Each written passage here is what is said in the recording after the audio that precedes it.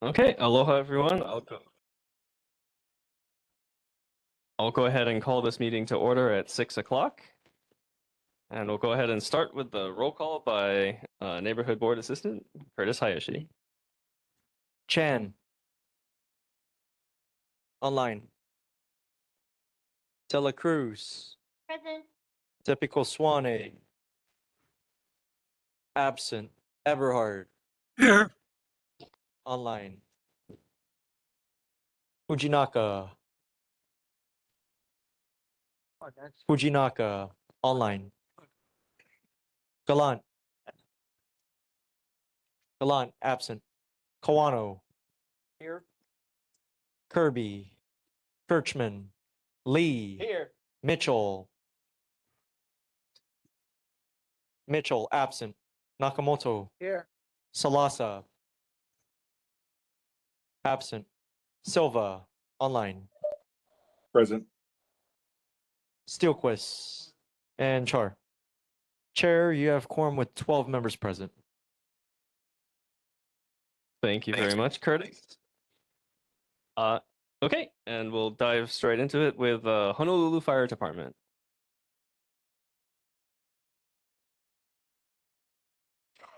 Good evening, Makiki Neighborhood Board. My name's Captain Go. I'm with the Honolulu Fire Department, and we have firefighter Hano Hong to read you our monthly statistics. All right, so statistics for the month of March. Oh, sorry, for February, we have 8 nuisance, which could be considered rubbish fires, 14 activated alarms, 129 medical incidents, 4 motor vehicle collisions, and 1 hazmat incident. The fire safety tip of the month is having to do with smoke alarms. So smoke alarms save lives and are an important part of a home fire escape plan. Properly installed and maintained smoke alarms give occupants early warning to get outside quickly. Smoke alarms should be installed in every bedroom, outside each separate sleeping area, and on each level of the home. Test smoke alarms at least once a month by pushing the test button. Replace all when they're 10 years older or stop responding. Thank you very much. Are there any questions for fire? Go ahead, Chuck. Yes, Captain. 2 questions. One is, we hear so much about the vacancies in the Honolulu Police Department. How are the vacancy levels in the fire department?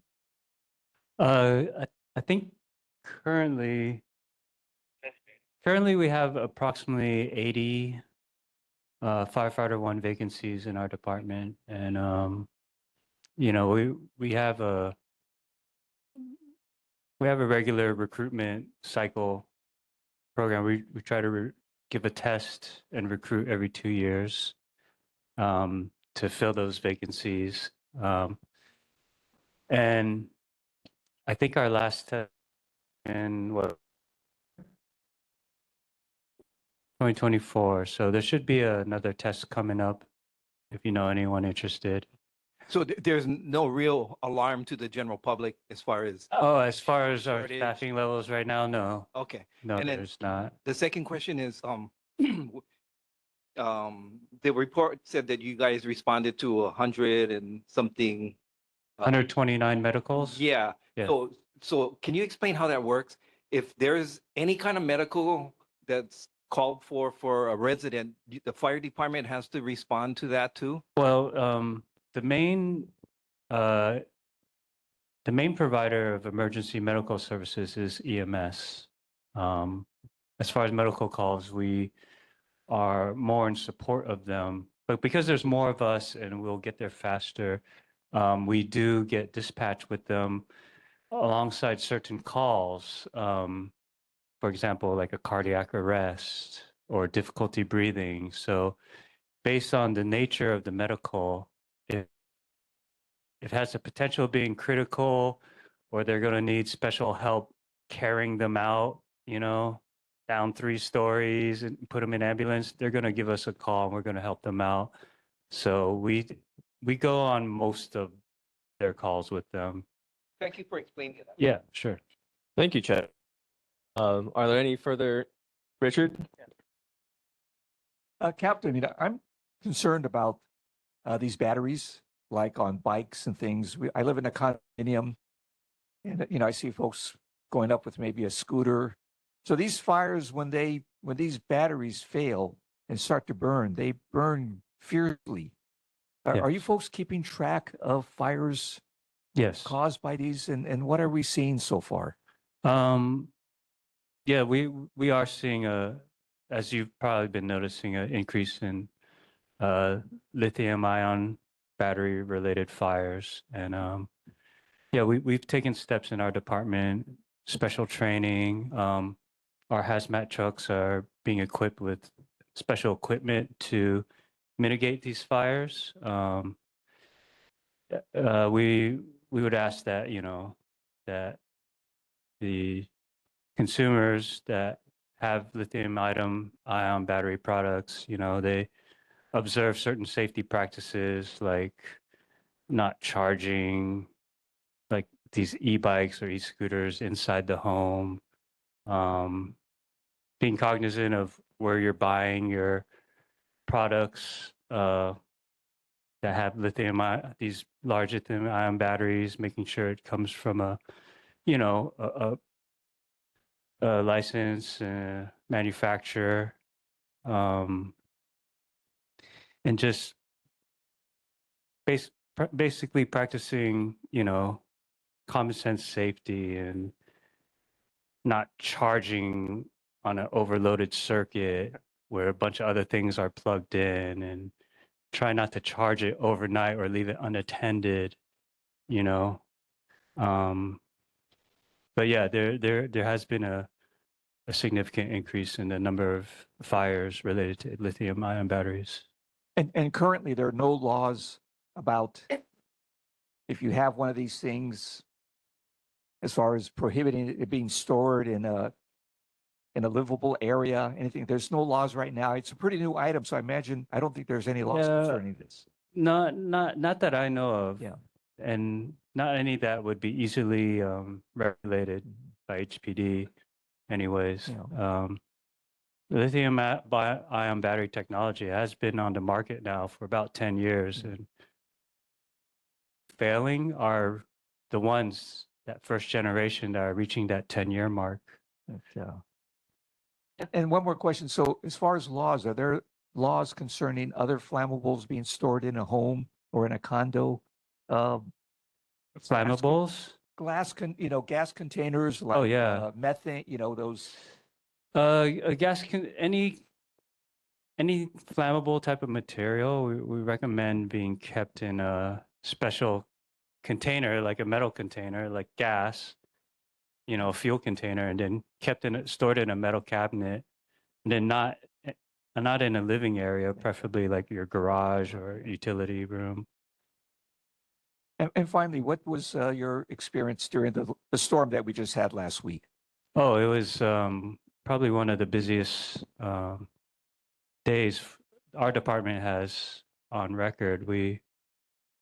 I think on the average day, we may respond to 120, 130 calls, 911 calls. I think on the day of the storm, we responded to 700. And so we're hoping this storm coming up, it won't be as bad, but yeah. Thank you, Captain. Thank you. Thank you very much, Richard. Adam, I believe this will be just to move on, this will be the last. Yeah, I get it. Quick question, same vein.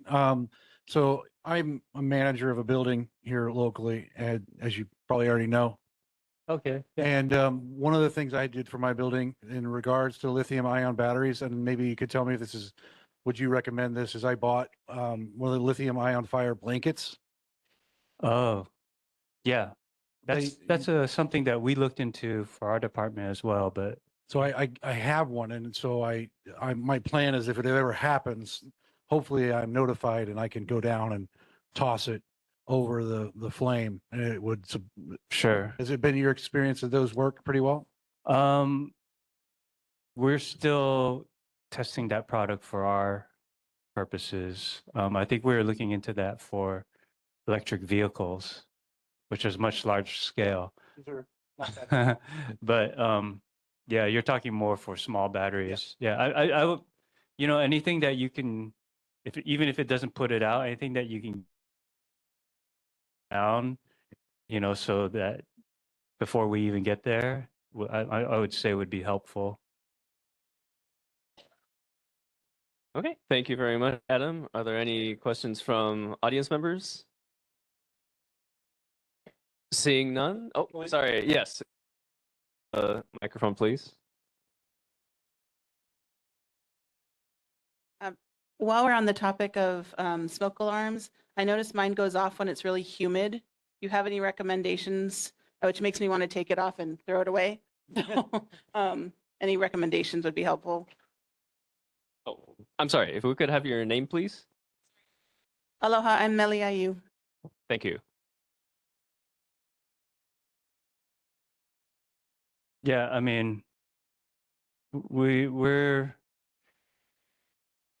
sent to activated alarms in different buildings, false activations from a similar problem. It seems like when it rains or when it's humid, that we may get more of these false activations like you've experienced. I have my own smoke detector to me before. I don't know if it's a matter of a manufacturer or it's an old detector, but it's not just you. I'll put it that way.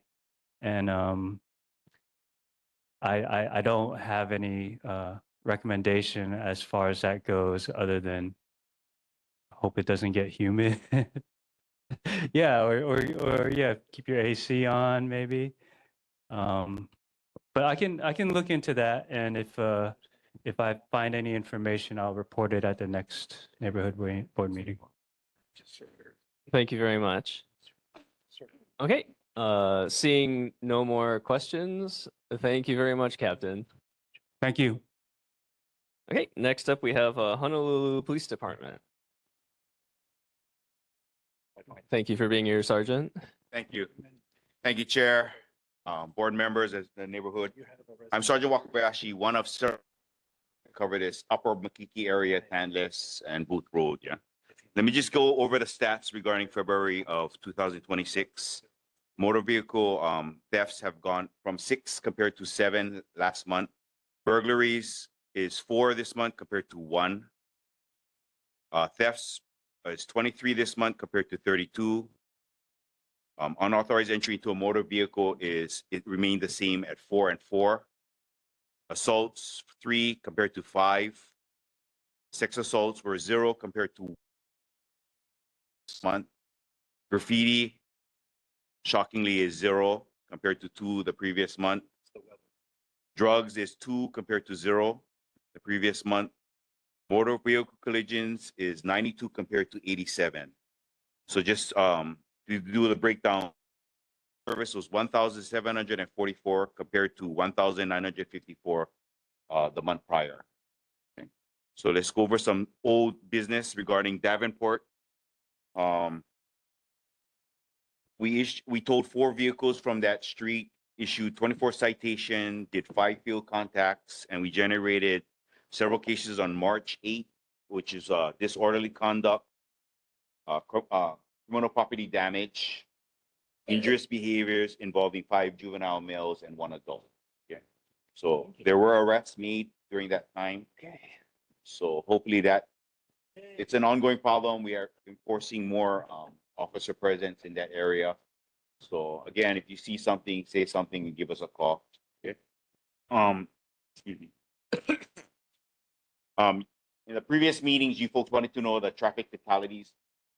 We do have the capabilities of knowing it island-wide. The problem is we're focused only on the general area of Makiki. But if you wanted to know the fatalities, it's 11 compared to 18 last year. So it's actually down, which is a good thing. Okay. And as for the 5-way stop, You know, it's a big concern. We issued one citation, yeah, for Alpha and Prospect. That's it. Thank you very much, Sergeant. I guess we'll start with Janelle. Thank you, Sergeant, for providing us with the update and then being very vigilant with Davenport. I think the other concern that I'm now gonna ask is the freeway issues. There's constant still racing that I can hear from my apartment really early in the morning or really late at night. And I'm wondering if you guys are needing help from DLE in order to mitigate some of those racing issues because it seems like it's picking up again. What times are you looking? It's like really early in the morning, 1, 2 o'clock? maybe 1, 2 o'clock, sometimes 3. It does wake me up, so that's why I'm like, what's going on? Yeah. Oh, Sergeant, if you don't mind using the mic. sorry. Thank you. Of course, we would accept any help, yeah. Any agency that can offer assistance, you know, because we can only do so much. If you see something like that or you're awakened by racing, just give us a call, yeah, because we actually got to go out and we'll send units there. And if we can catch them, it actually makes the case a little bit stronger, yeah. So speeding, even noise, boombox, we can address that problem as well, yeah. But yeah, we always welcome any help. Thank you. Thank you, Janelle. Are there any further questions from board members? Oh, Nancy. I had a question. Just if there's an update on the mobile surveillance unit that's up on Tantalus up at Pu'ualaka, how has that been going? Is there any plans for HPD to keep that unit there? Okay, I'm sorry. Who is this? This is Bronson Silva. Sorry about that. Thank you, Bronson. Unfortunately, the last meeting I didn't get the notes, yeah, so I have to follow up with that, and I'll get back on the next board meeting. Whoever comes here, I'll make sure that they have the stats when it's going to be operational. Okay. Mahalo. Okay, thank you, Bronson. Nancy. Yes, hi. Hi. Hello, stranger. We know each other well. Yes. So, several things. Pi'ikoi, I saw a pedestrian get hit a couple days ago on Pi'ikoi and King. Pi'ikoi is getting out of hand, as it usually does, with people going through the intersection, blocking the intersection. It's going to get worse when that affordable building goes up on the corner on Young Street there. It's going to get much worse. But there's a lot of hazard zones over there that turn to the post office, Young Street, King, Beartown, you know, that whole area. I think we need to find a way to address that better. There are multiple incidents that I just see, and I don't know if they're recorded or not. I'm looking at the numbers and I'm just thinking, no way, right? From what I see with my own eyes. So there's that. And then there's Tipsy Pig, back to that. And we know this subject well. A couple weeks ago, I mean, I was out for a few weeks, but a couple weeks ago, about at least every other week, they have one of those big motorcycle events. They block the bike lane. They block the sidewalk. I've seen a wheelchair. I've said this before. I've seen a guy in a wheelchair have to go out into the street because he did not have access. They're doing drugs in the back of the bar, racing. You guys show up 2 seconds after you leave, they're gunning it. Those motorcycles, I know there's a muffler law, but it doesn't seem to be enforced. Some of those motorcycles will gun it really loud at 1, 2, 12, 1, 2 o'clock in the morning. And then of course the cars as well. You know, they gun their motors second you guys leave. And I know you can't sit there all night. You're short-staffed, you're doing the best you can, but we've got to figure out something. Liquor Commission has said that they are also understaffed. And they haven't been able to do very much, apparently. but a lot of it is outside of the bar.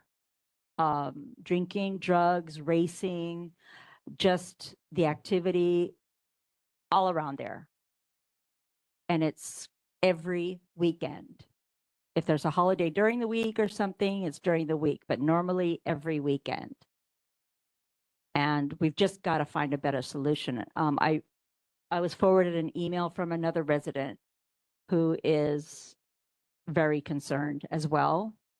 And other people have spoken with me. You've heard it. So we really actively need to come up with a solution. And there's the signage which I need to work with. They're going the wrong way down that one-way street, and they'll speed down the wrong way. Nancy, sorry, if you could Okay, summarize your so- remarks. Okay, so Thank there's you. that. And I'll just leave it there. Thank you very much, Nancy. Amanda. Hi, we've heard about that problem going on for a few months. I just have a quick question.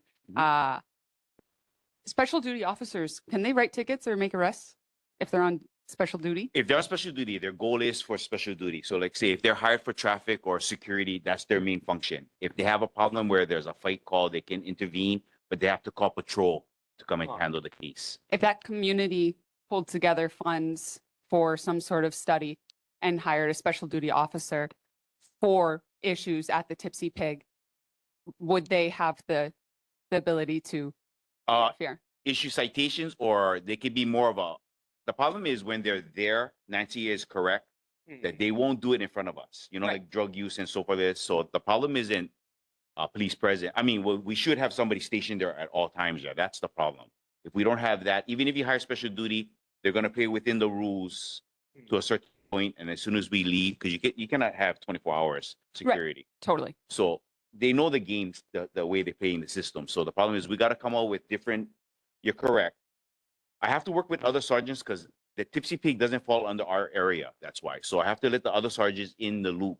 So they don't know about your, so I bring up the concerns and I'll type up all my notes and I send it out to all the sergeants. But the sergeants that cover that area, I guess we got to come up with creative ideas also. I don't know if special duty is, it might be a quick fix solution, but I don't know in long-term wise if it's really going to help, by having us two Got it. or one. Thank you so much.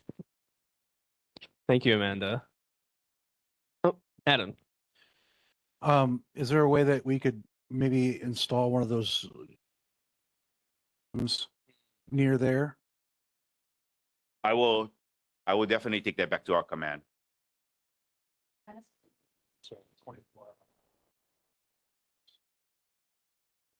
Thank I you have to very- get back to you on the next meeting on that one. Thank you, Adam. And then seeing no further questions from board members, are there any questions from the audience? And then, okay, seeing none, we do have an audience member who would like to follow up with you, just when you're done here, right, from January. So thank you very much, Sergeant. Thank you. Thank you. Okay, moving on to Board of Water Supply.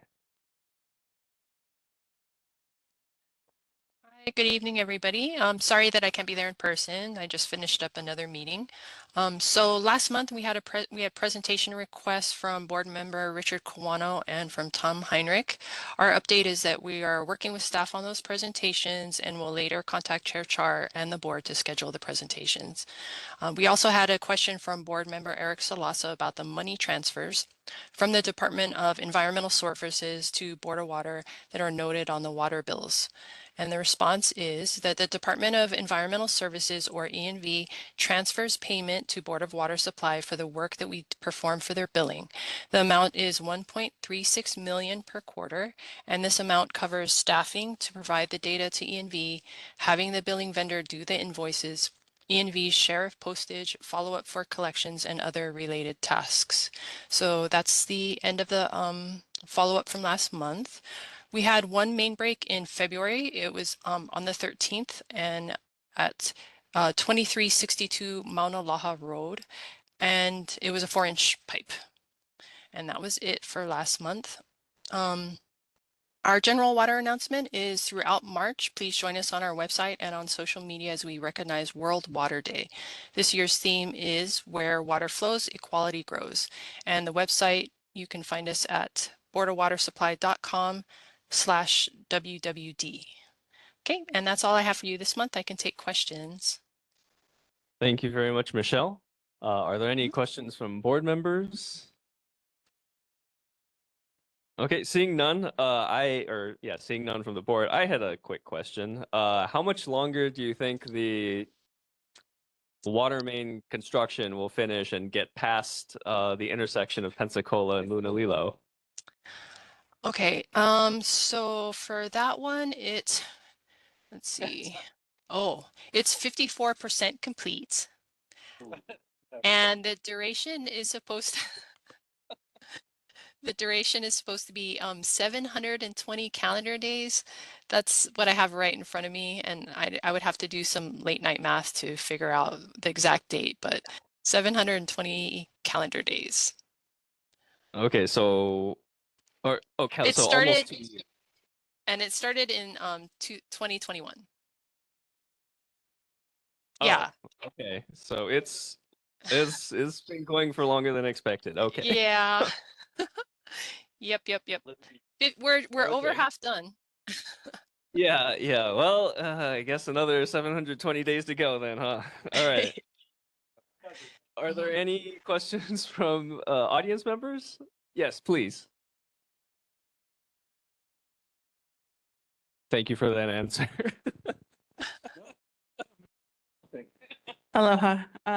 Aloha. Just, we have, I know Ernie Lau is scheduled to speak at the World Water Day Walk for Vai that was supposed to be held, that still may be held. We're trying to determine if it's going to go on Saturday from Alamona Park to Kapiolani Park. So, and this is in regards to the Red Hill spill. And so I'm just curious if you have anything around what's happened with the EPA and their canceling the CRI meeting with, if there's anything you can comment on what's happening there, that would be helpful. And if we could have your name again, please. Meliayu. Thank you. Okay, thank you for that great question, Melly, and I'll have a response prepared for you for next month. Thank you, Melly. Are there any further questions? Seeing none, thank you very much, Michelle. Okay, aloha. Thank you so much, everybody. Have a good night. Okay, moving on to elected official reports, starting with Mayor Rick Blangiardi's Representative Megan Johnson. Good evening, Megan Johnson, on behalf of Mayor Blangiardi. In the interest of time, a written report with responses to questions posed at the February meeting was submitted to Chair Char. If anyone has any questions, please let me know. I also just dropped a link to Mayor's March 2026 newsletter in the chat. And I just wanted to highlight that there are town hall meetings that have been scheduled for this springtime. And the two town hall meetings that are nearest to Makiki will be held. The first one will be on May 14th at Mission Memorial Auditorium from 6:30 to 7:30 p.m. And then the other one is on May 21st, again from 6:30 to 7:30 p.m.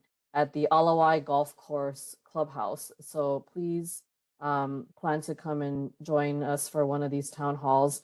But if you're interested in, or if you know other people that are interested in going to other town halls around the island, there's a listing with the dates and the times and locations in the March newsletter that I just sent a link for.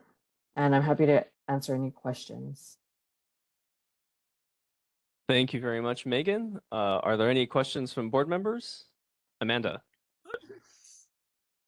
Hi, Megan. Thank you so much. I'm really happy to see number 7, the DTS follow-up about the street over by the school by Papakolea. I do just want to highlight that I had to be over there in the mornings for work. And because of the new lines, which I know that they're watching, cars are now hopping the curb with their two right wheels and trying to skirt past everybody to get to that right turn lane. And cars are coming within 2 to 3 feet of students walking to school. So I know that they're working on it. I really appreciate that they're working on it, but I was appalled to see large work vans, trucks, lifted cars blowing past kids doing at least 15 miles per hour with two wheels on the sidewalk with kids trying to pass them. So happy to see this follow up, but that was really scary. Okay, no, thank you for that comment, and yes, we'll be sure to pass that along. And I'm sorry to hear about that. And yes, we definitely need to take that into consideration and have that addressed. Thank you. Yep. Thank you very much, Amanda. Are there any further questions? Yes, I do. Yes, I Arthur, have go a ahead. question. Yeah. Yes. In today's paper, well, yesterday's announcement from the mayor said on affordable housing, we have already processed $3 billion worth of development. But in today's paper, it said we have pending 1,563 units. Of that, only 189 have been completed. Where do we stand on the processing through the planning and permitting department with this affordable housing being this far off? And I'm wondering about the mayor's figure where the 3 billion went for 189 units. Thank you for the comment and the question. I can try to pose your question to the Department of Planning and Permitting and have a response for you at the next meeting. Thank you very much. I appreciate it. Thank you. Oh, thank you very much, Arthur. Janelle? I have a question. Good evening. I Good know this is evening. probably beyond the mayor's scope, but maybe he can put some light on this. Lulalilo is constantly being used and the road needs to be repaired, and yet it's still falling into disrepair, and there's more potholes in the heavily trafficked areas. So is there a way that the mayor's office can possibly talk to DTS fix the road so that we don't have to endure the many issues with cars hitting bumps and everything, please? That's Sure. all. And no, thank you for the comment. And I would say if there are specific portions or areas, you can also, you or anybody else can report it through the HNL 311 app. And then you can send pictures, you can send more specific information. So that's really helpful because that will get directly to DTS as well. But I'm also happy to provide the comments to the department and try to get a response back by the next meeting. But just for things like if it's just a whole road or a big area, if there are certain very problematic, if there's like some very deep pothole, or there's just certain particularly problematic areas that you're aware of, I think just being able to provide landmarks or intersections or photos and submitting that through the HNL 311 app, that's very helpful to help to understand specifically where some of like the more urgent problems are. Thank you. It's actually the road where it's all the way from the off ramp to the on ramp. So that whole section, even around the corner. So really, it's fallen into disrepair and it needs to be updated. So that's the only concern I have. Thank you. Thank you. That does help. Thank you, Janelle. Adam, and we'll take this last one. Okay, my question is on number 5.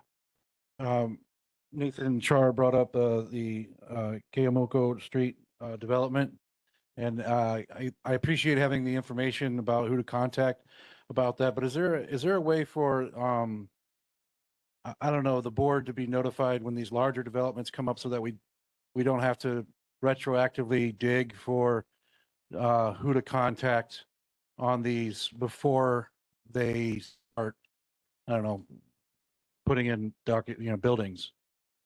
Is there a process for that? I can inquire with the Department of Planning and Permitting, but I believe, yeah, I don't want to misspeak on this, but I think that, we can perhaps try to provide periodic updates and just reports on, I guess like approved permits in the area, but I mean, is yeah, I it like, think for like example, if it's once, like a Bill 7 building, for right, example, I've been hearing from the grapevine that two very large ones are going to be popping up on Davenport, and I mean, I shouldn't have to. I mean, I would think it would be easier to just hear this through proper channels than through mills. That something on my street is going to be bringing in hundreds of people. okay. Yes, I can pose the question to the Department of Planning and Permitting and ask if we can have, periodic report update listing for projects that have been, recently approved or are in the process of being approved, so I can report that to the board. I appreciate that. Thank you so much. Thank you. Thank you very much, Adam. Are there any further questions from attendees?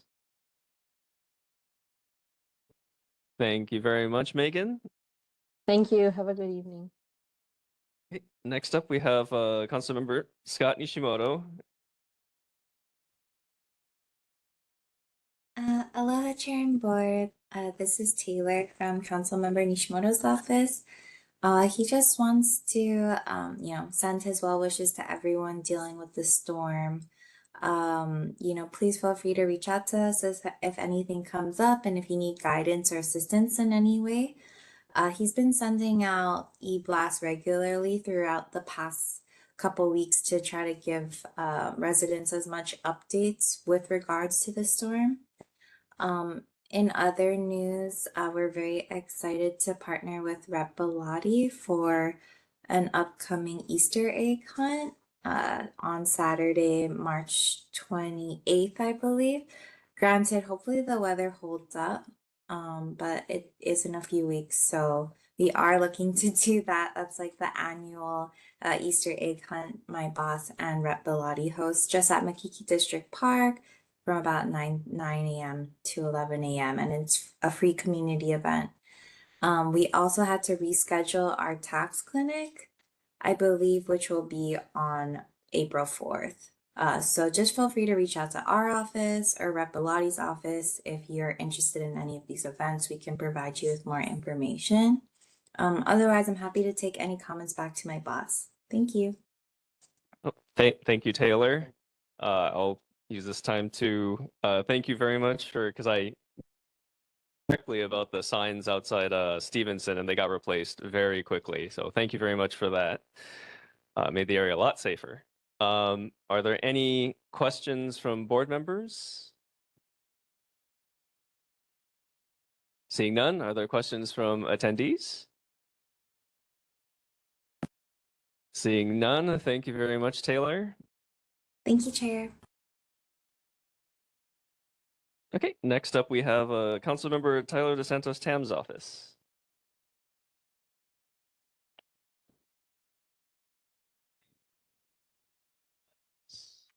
Oh gosh. Sorry. Hello, good evening, everyone. So I put our March newsletter in the chat. And two things to report. Janelle asked last month about responses from OTS not having appropriated monies for hazard pay. I've been in contact with DTS, and the response was it's a matter of negotiations. So I know I'm trying to get a more detailed response. Our office is in contact now, so I'm trying to get a more detailed response than that. And board member Nancy, I think she spoke with council member when he was there last time and requested a traffic study, a traffic impact report. and I believe it was sent to our office. And I will get that to you folks, hopefully tomorrow. The attachment of the results of the traffic study. And I'm here for any questions. Thank you very much, Robin. Are there, Janelle? Thank you, Robin. I appreciate your hard work on this issue. no, it's not okay. just me as a former bus driver, but it's also Absolutely. OTS workers now. So thank you again. Thank you, Janelle. Nancy? Yes, I just want to say thank you. So I'll look for that follow-up. Thank you. Oh, and I want to ask, is your email's online, correct? I can email you directly. Correct. Okay, okay. Thank you very much, Nancy. Are there any further questions from board members? Yes, I do. Go for it, Arthur. Eberhard, can you ask the councilman next meeting if he could report on the affordable housing, how many units we now have under construction and how many in for permits? Yes. Thank you. Yeah.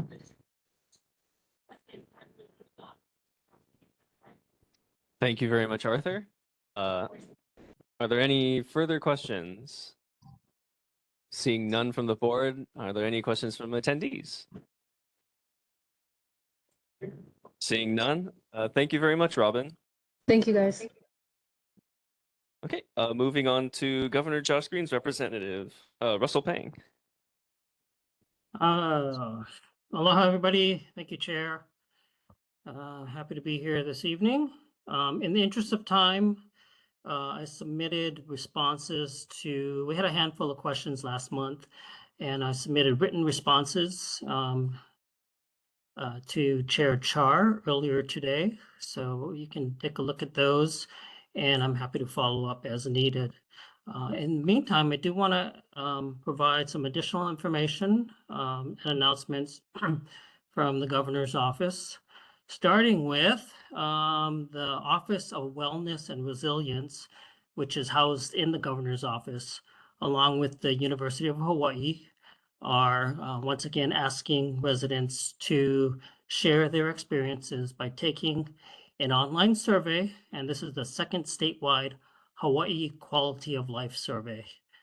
It asks about health, well-being, housing, cost of living, transportation, community concerns, etc.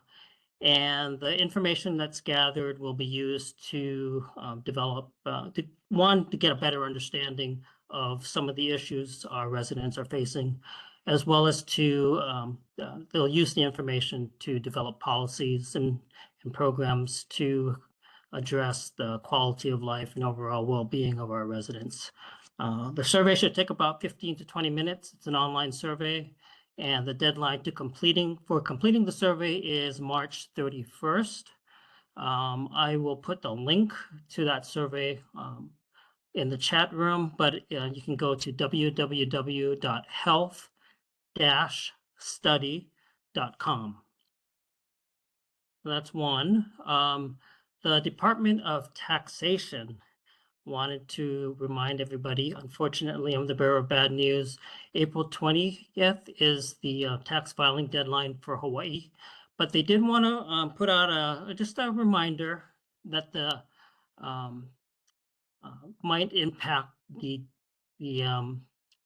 when you file your tax return. So if you are filing your taxes via regular mail, the Department of Taxation wants to remind everybody that the U.S. Postal Service has new procedures for when they postmark mail. So normally, or previously, they would post the documents would be postmarked when they were dropped in the post office box. That's no longer the case. Now, it may take up to 1 to 3 days before the mail is actually postmarked. So by law, if your tax return is received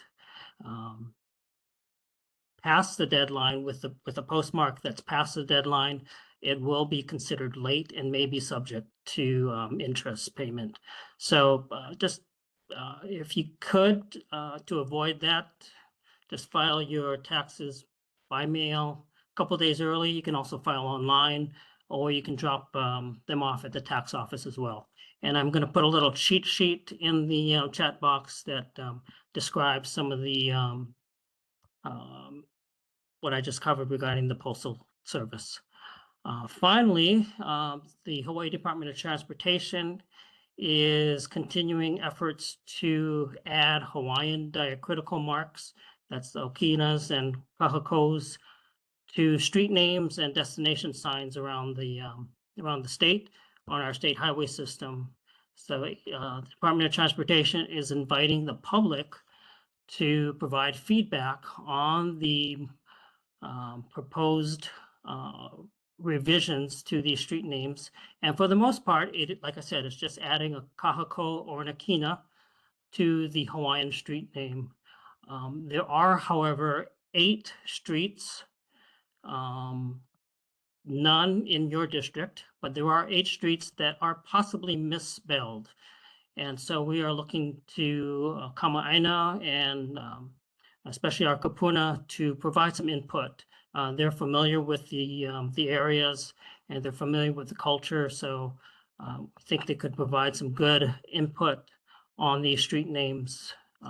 I will put a link on where you can see the street names. We have over 2,000 throughout the state. And we're looking for comments on those Hawaiian street names. As we finalize the list, we'll be changing out the signage throughout the state, and we want to make sure that we get it right. So we're accepting comments through December 31st, and again, I'll put a link to that in the chat room. And finally, with the storm approaching, I'm also going to throw in a couple social media sites where you can get information from the Department of Transportation on so he can track progress with the storm as well as road closures and things like that. And with that, I will turn it back to let me go back since board member Janelle brought up the Lunalilo Street paving. That is actually a state corridor. And as I mentioned last month, as well as previous months, the Department of Transportation is planning to repave that section, as well as the Keeaumoku Street overpass and the Ward overpass. However, we have not set a date yet, but it is on the books. It's just a matter of getting it scheduled. In the meantime, we are sending out crews to patch potholes. We see a couple on Lunalilo prior to the storm. I'm not sure if there were any after the storm this past week, but our crews are getting out there as quickly as they can throughout the state to patch those potholes. But as Megan pointed out, if you do have a pothole that needs to be looked at or any other road-related issues that need to be addressed, I will put our department's contact information in the chat room as well. Thank you. Thank you, Russell, for a comprehensive report. I guess we'll get started with Chuck, and then I'll go with Janelle. Chuck. Yes, Russell, I want to thank you for the detailed explanation on my question last meeting regarding the vote discrepancy on the Big Island. What I would like to do is suggest to everyone that can tune in to the Elections Commission meetings to find out a little bit more detail into some of those things that were brought up on your report. I think they meet once a month, and you can view it on YouTube after their meetings also. So it's somewhat archived after. Thank you. Thank you, Chuck. Janelle. Russell, thank you so much for giving an update on the Lunalilo Strip area. I also want to thank you because I was reading the report from the governor in regards to his response on the bribery issue that's still plaguing our capital. And I appreciate the governor doing as much as he can along with the AG. I do think, though, that we should still be holding our elected officials accountable. So if anything, I'm hoping that this gets resolved soon, sooner than later. And I understand that the governor has other bigger fish to fry at the moment. So I just want to put that out there. Thank you. Thank you, Janelle. Are there any further questions from board members? Seeing none, are there any questions from, Nancy? I'm sorry, I might have missed this. Just real fast regarding the roads. Do we know when the bike lanes completed, the markings for that? Is Russell still with us? I am still with you. What street is that specifically? So on Nancy? King Street, the bike lanes were supposed to be completed, the markings, street markings, line markings, and the bike lane. Okay, I can reach out to our the City Department of Transportation Services, or might be Department of Facility Management. We're at the city to check on that. Yeah. Oddly enough, Well, I've been seeing a lot of people driving on that lane. Okay, that's not good. So otherwise, I'll also pass it along to Megan. I'm not sure if she's still on, but we'll see if we can get an answer on that. Thank you. Thank you, Nancy. Are there any further questions from board members? Kahanu. Thank you, Chair. Russell, me again on the Ward overpass roads. Your response today was that they are now on schedule. Past responses were they need to be scheduled, excuse me. Past responses were there were contractor disputes. Have we gotten past the contractor disputes for the Ward overpass? Yes, We have. I've Awesome. gotten past the contractor disputes. Good to hear. Thank you very much, Russell. Thank you, Chair. Thank you, Kahanu. It's good to hear that at least we have contracts. Are there any further questions? Seeing none, are there any questions from attendees?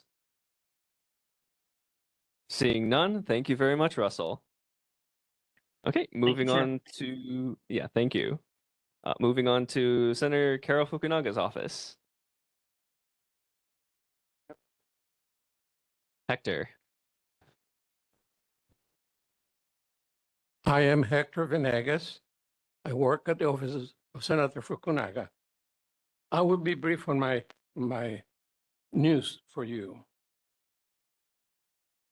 The condo insurance reform emphasizes consumer safeguards for unit owners. There are three measures that are alive and they're ongoing. Senate Bill 2433, 2952. Senate Bill 2433 strengthens the use of the Condominium Education Trust Fund to support programs that help owners better understand association governance, reserve requirements, financial obligations, and the rights of condominium associations.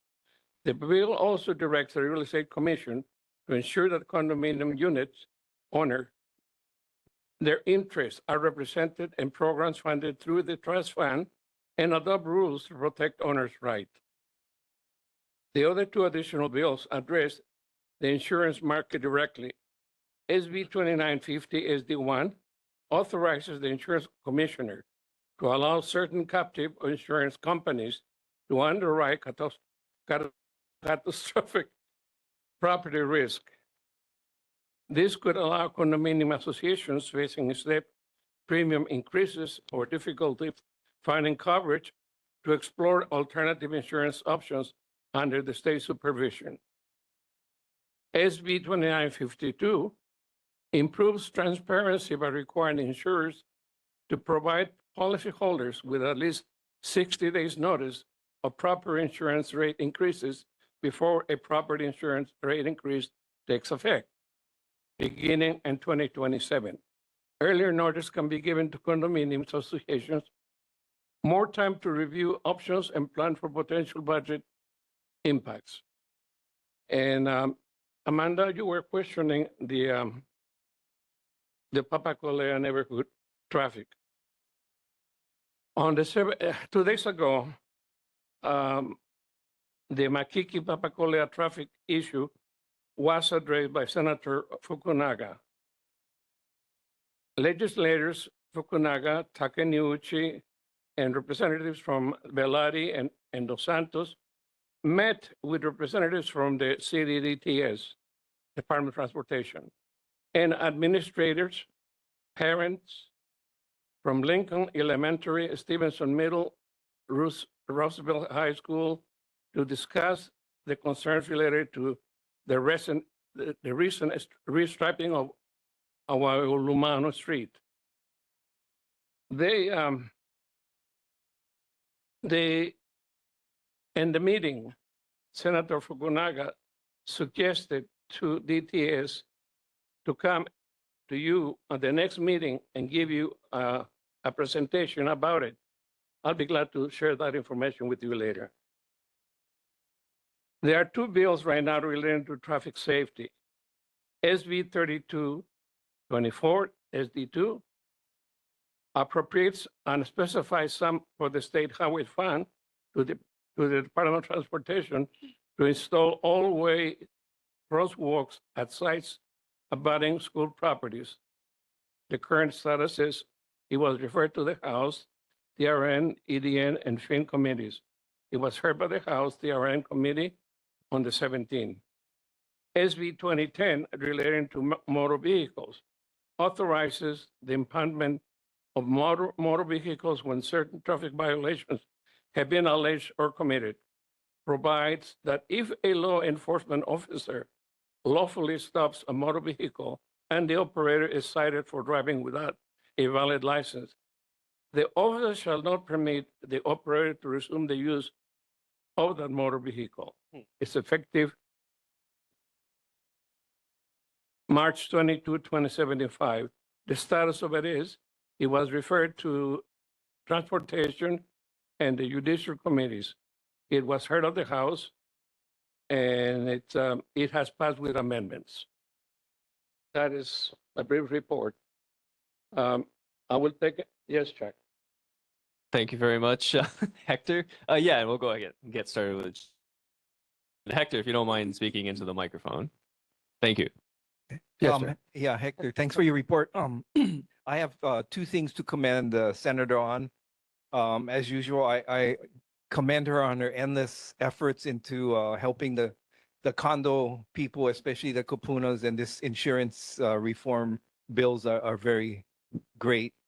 The other thing is I'm not sure, I don't think I mentioned in the past that, Senator Fukunaga is very considerate in sending out her report at least a couple days in advance. I think that makes a big difference to all of us instead of reading it during the meeting or after the fact. So please commend her on that. The third one is a question. I know Senator Fukunaga is really, really big on testimony. And being that a lot of these bills affect like the Kapuna, is there, and I'm not saying you guys didn't do this or any other representatives or legislators didn't do it, but it'd be easy for the Kapuna if we could have a link on the bill that takes us right to the. I will take it back there because it's a little bit not cumbersome, but it's for the Kapuna maybe a little bit of a problem. The younger people are very familiar with websites, and I will convey that. Okay. Yes, whatever can be done. I know, it might take some time and effort. Yes, Thank sir. you for I your will time. do that. Oh, and by the way, the senator has her own website, which is Neighbor to Neighbor. So for the audience over there, should they care to know more about it, it is a website and Neighbor to Neighbor. Thank you. Thank you, Chuck. Are there any further questions for Hector? Tom, seeing none from the board.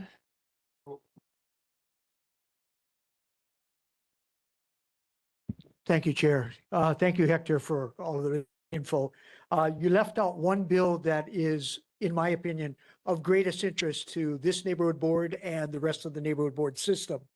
And I want to call attention to it because Senator Carol Fukunaga introduced the measure.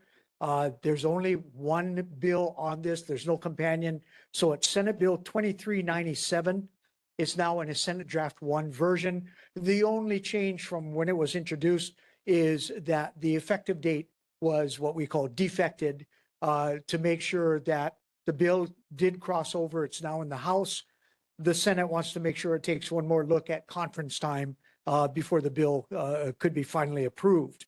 What the bill does, again, Senate Bill 2397, would change the quorum requirement for the boards.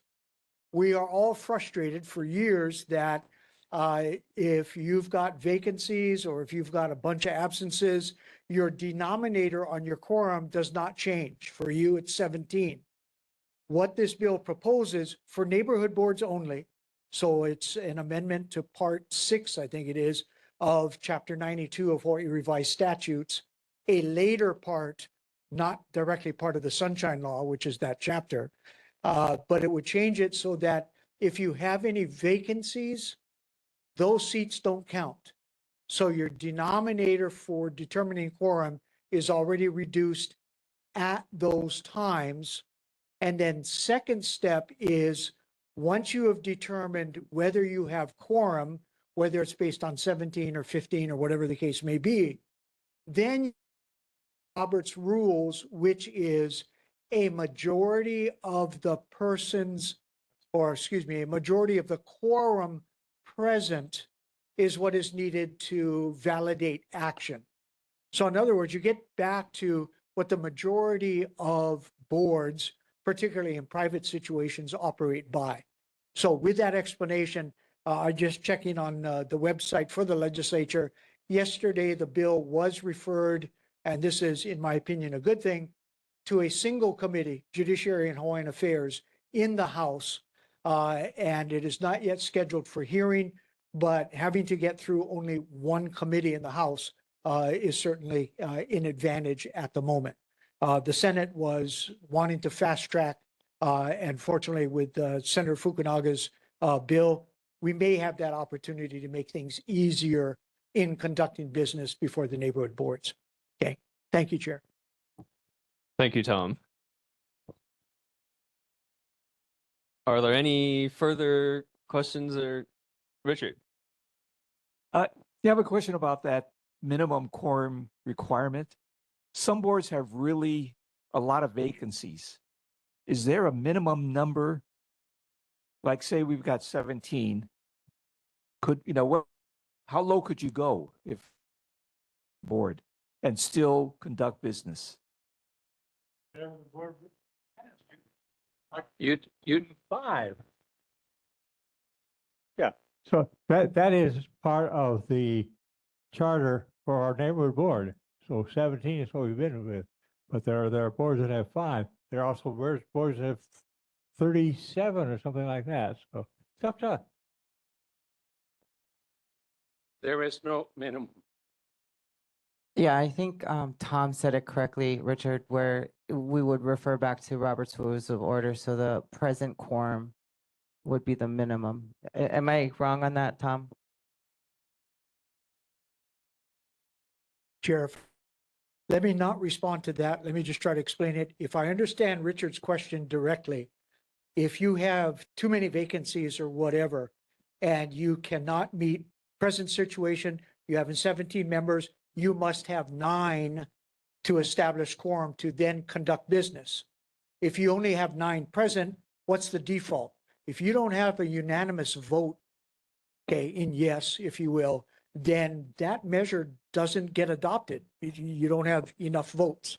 But the key then is if you have less than that, or if you only have 9, but you have absences this evening as an example, or whatever, the bottom line is you can listen to testimony, you can discuss things, you can take no action.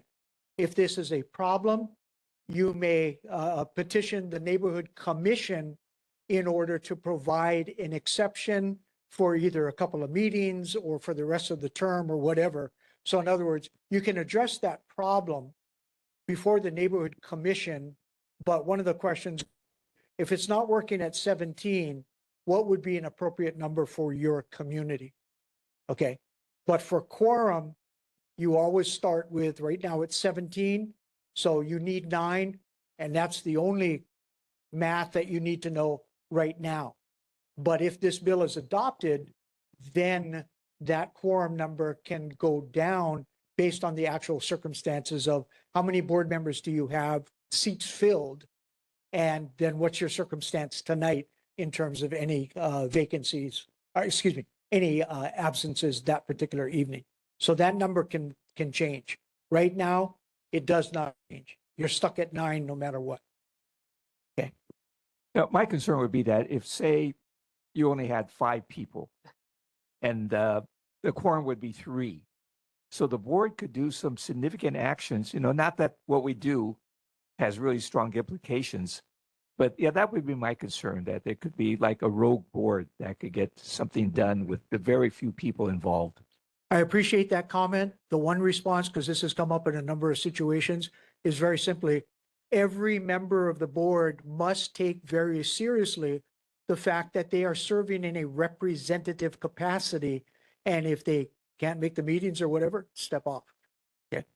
Thank you, Chair. No, thank you, Richard, for that, getting that clarification. Are there any further questions? Seeing none, thank you very much, Hector. Thank you. Okay, moving on to Representative Della Bellatti's office. I think I see Della online. Hello, thank you very much, Chair. Am I echoing? Nope, you're fine. Okay.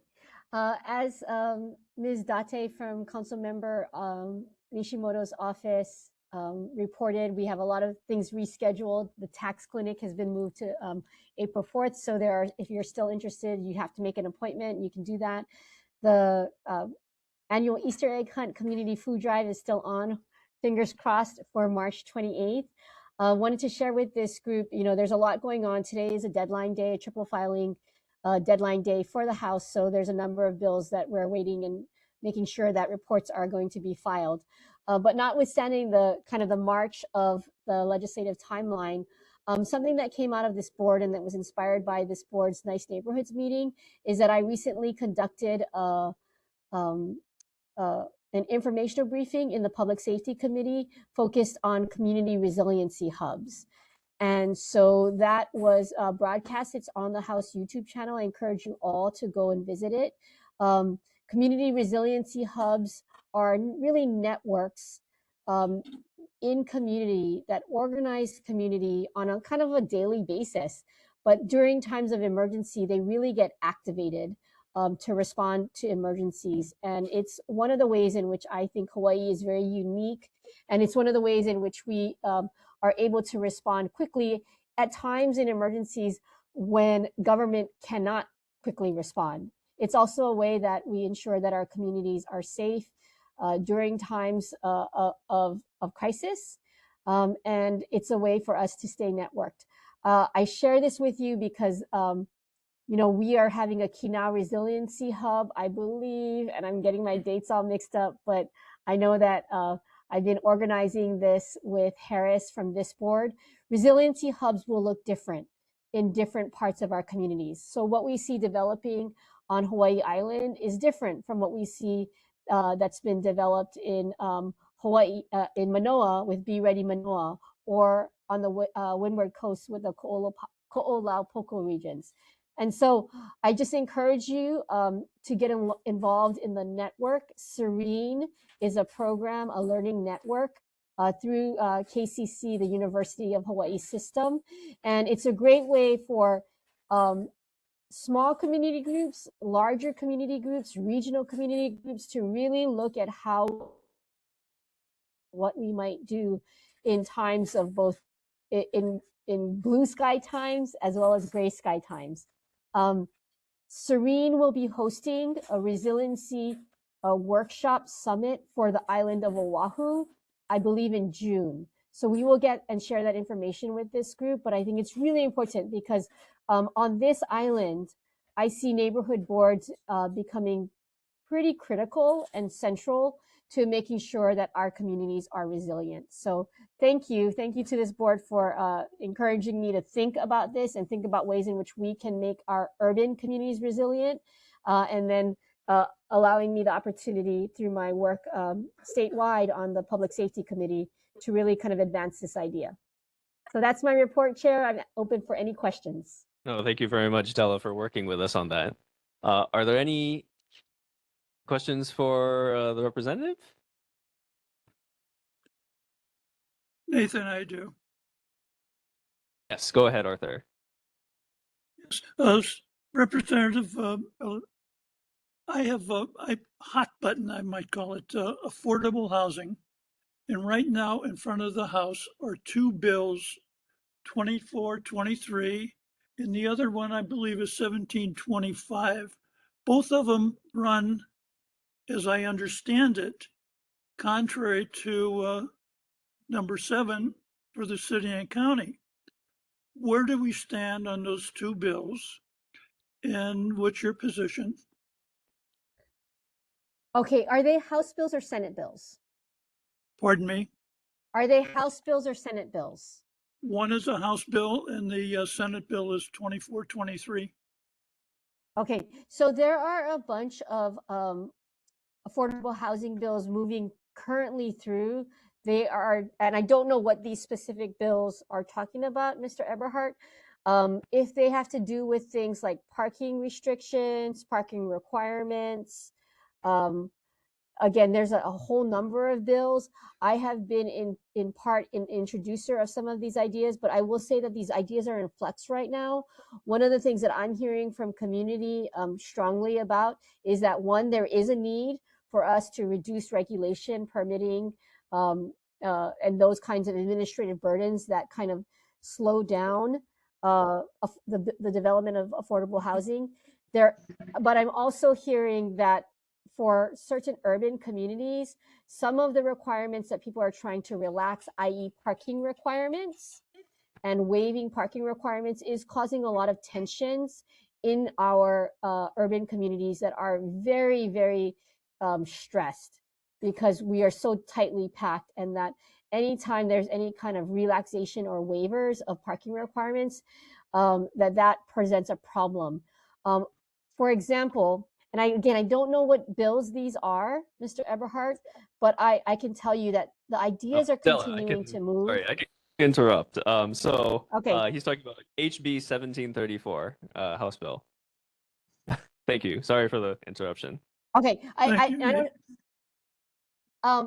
And so for me, I think what's really important is to make sure and watch and engage in all of the conversations around all of these ideas. So there's a set of bills that are also moving on affordable housing that are looking at infusions into the rental housing revolving fund. There are mechanisms where we're tinkering and changing the funding for TOD. And so again, my position would be that I'm listening. I'm really tracking these bills because these bills are critical and important. Now, with Bill 7 in particular, that is the City and County of Honolulu's attempt to build more affordable housing closer to supposed transit-oriented corridors, and then to reduce the regulations, i.e. things like parking. That has presented some problems in our district. So I think there are efforts underway at the council to revisit and revise the Bill 7 requirements. I think that's an important effort to undergo at the state level. It's important for us to look at all of these mechanisms, whether it's requirements for development, funding mechanisms, outright funding and subsidizing. And then as related to Bill 7, the challenge with Bill 7 is that Bill 7 is often introducing groups of people who qualify for affordable housing that need far more supportive services. So Another effort that may not even be addressed by the number of bills that you talked about, Mr. Eberhardt, is that we also need to make sure on the human services side, when we were introducing this kind of supportive housing into communities, they are actually supported with state contracts and services so that the tensions that grow around these Bill 7 projects are mitigated against. I hope that's helpful, Mr. Eberhardt. Yeah, my main concern is that we start getting some rental units available that are affordable, built, and it seems very slow process, be it state, be it city and county, or be it the permitting division. Thank you very much for your answer. Thank you. And I'll be watching all those bills for sure. Thank you. Are there any further questions for Della? Any questions from attendees? Nope, seeing none. Thank you very much, Della. Thank you. Please stay dry, everybody. You too. Next up, we have Representative Kim Coco's office. Hi, everyone. Can you hear me? Loud and clear. Lovely. Hi, everyone. My name is Kate. I'm Representative Iwamoto's office manager. Just wanted to give really quick report. Crossed over did just happen, so we're hearing Senate bills. The main thing Rep wanted me to tell you is that we are in the finalizing process of sending out a survey to the entire district, hopefully by the end of the month. So we are really excited. Reps are really excited to hear everyone's thoughts on issues like a new Aloha Stadium or how the legislature should respond to potential threats by immigration agents. So I am available for any questions. Thank you. Thank you, Kate. Are there any questions for Rep Kim Coco? Seeing none from board members, any questions from attendees? Seeing none, thank you very much, Kate. Thank you. Have a good night. Up we have Rep Ikaika Old's office. Hi. Based on behalf of Rep Ikaika Old's office, and he apologized for not being able to make it to this meeting today, but I am able to take down any questions that you folks may have, and I also just dropped any information that you guys can sign up for in the chat box. Thank you very much, Grace. Are there any questions for Rep Ikaika's office? Chuck. Yes, Grace. Could you ask, or I'm not sure if you know about the homeless bills or bill that Ikaika Olds had introduced for this session? Do you know what the status is of it? I can check real quick, but do you know exactly which bill that you're referring to? No, unfortunately, I don't have the bill number. Okay. I can get back to you on all the bills that have made it over to crossover. Just because I'm not too sure exactly which bill you're talking about, but I can have Rep relay the information. Thank you very much, Chuck. Are there any further questions? None from board members? Are there any from attendees? Seeing none, thank you very much, Grace. Thank you. Okay, moving on to Representative Andrew Garrett's office. I believe he sent me a text saying he wouldn't be able to make it here, and he dropped his newsletter in the Google Drive. Okay, yep, seeing no one from Rep Garrett's office. Moving on to community concerns from residents, limited to 3 minutes each. Are there any community concerns? Yep, if you could give us your name, please. Good evening. My name is Grant Dubiak. I live on Tantalus Drive, and I'm coming here to talk about speeding and reckless driving on Tantalus Drive. As recently as tonight, my wife was almost hit driving by a drifter on the road. I've put in multiple requests on the Honolulu 311 app for speed bumps or some sort of traffic calming devices, pushbacks. This is the second time this has happened to my family. One time I was hit, and I would like to know what the police department is doing about that issue as well as the city. Thank you. By the way, my wife was with 2 children, a 5-year-old and a 2.5-year-old. So frustrating. Yeah, thank you very much for that. We've been harping on that for a while now. So thank you for coming down and helping to reinforce our concerns. By the way, when the officer showed up tonight, she drove right by to look for other people, even though it was called in about a specific car. So I have an issue with the police department as well. Thank you for letting us know about that. We'll certainly bring that up. Richard. Just a quick question. I'm trying to find where exactly is Campus Drive? It's right up here on the hill. It's Tantalus Makiki up and on the mountainside here. Tantalus Round Top. Okay. Janelle? Grant, thank you for bringing that attention to the board. We are working with HPD. I did have a question as to, is there a lot of activity constantly been going on up there? Every single time it rains. And it's 5 or 6 cars that come with watchers as well, so that they know when the police are coming. They all take off. So I read in the last report that you're looking at putting in cameras on the Tantalus Lookout side, where we've recently had 2 people held up at gunpoint. So I would like to see some police engagement up on the hill.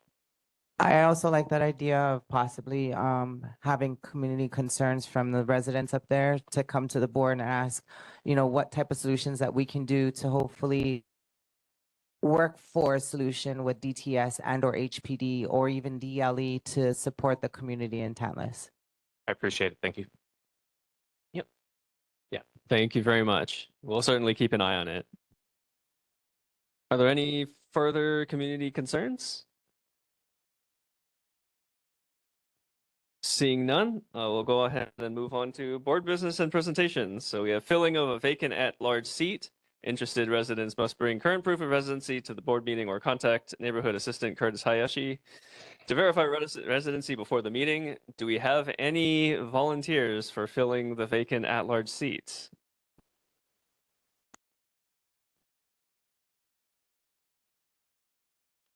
Hi, my name is Richard Ching. I live on 1099 Green Street.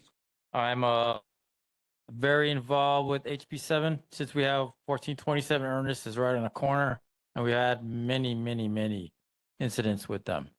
So I'd like to get on the board with your help. Thank you. Thank you very much, Richard. Do we have a nomination to? Okay, Janelle. I'll go ahead and nominate Richard Ching for the vacant position. Second. A second from Harris. Okay, are there any other interested volunteers? Yes, there is currently only one seat. Would you like to try for it? Hello, my name's Grant Dubiak. I'd like to go for the nomination for the seat. I live at 33. Well, I live on Tantalus Drive. Thank you very much, Grant. We do have now 2 candidates for, I'm sorry, nomination. Janelle. Nominate Grant as well for the vacant position. Second by Steelquist.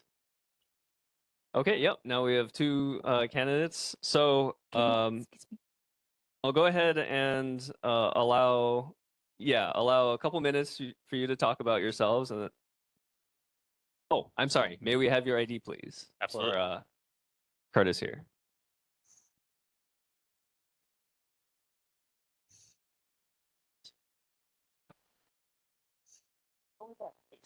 Campus.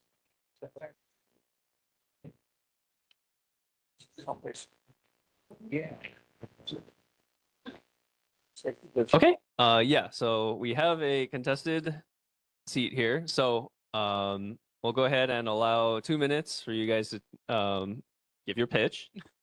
And we'll go ahead and start with Richard.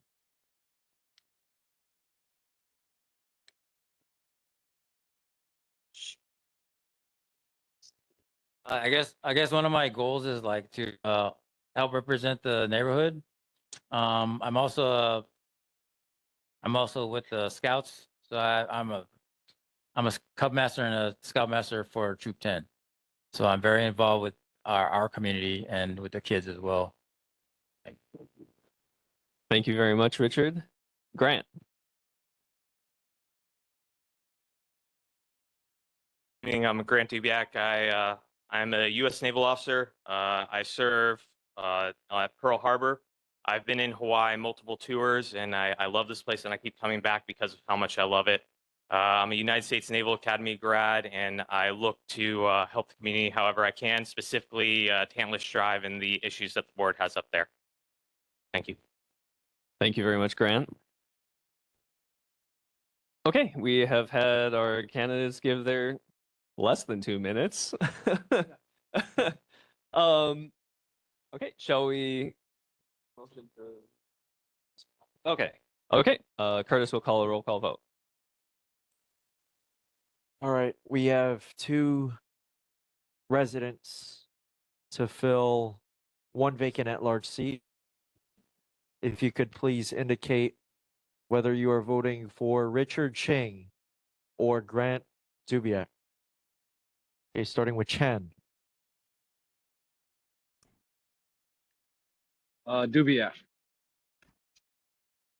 Dubiak. De La Cruz. Typical Swane. Dubiak. Eberhardt. Dubiak. Fujinaka. Dubiak. Gallant. Gallant. Absent. Kawano. Ching. Ching. Kirby. Dubiak. Kirchman. Richard. Ching. Lee. Ching.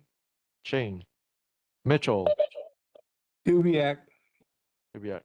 Nakamoto. Ching. Ching. Salasa. Absent. Silva. Ching. Ching. Steelquist. Dubiak. Dubiak. Char. Dubiak. Quorum for this neighborhood board is 9, and Grant Dubiak has 9 votes. Richard Ching with 5 votes. Grant Dubiak has been appointed to fill the vacant at-large seat. Okay, I'll go ahead and call it a quick recess.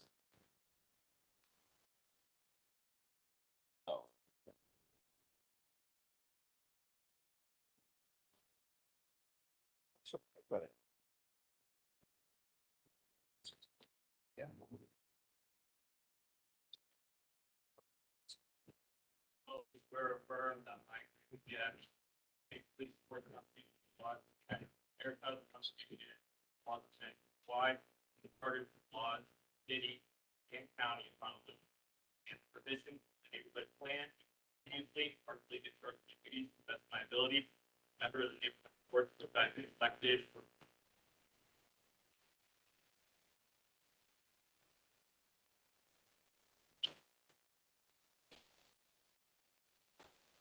And you're now a voting member of the board. Thank you.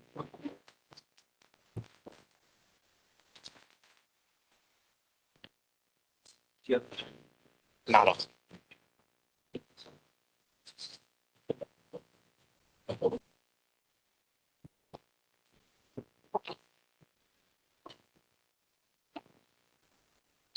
Okay, I'll go ahead and bring us out of recess.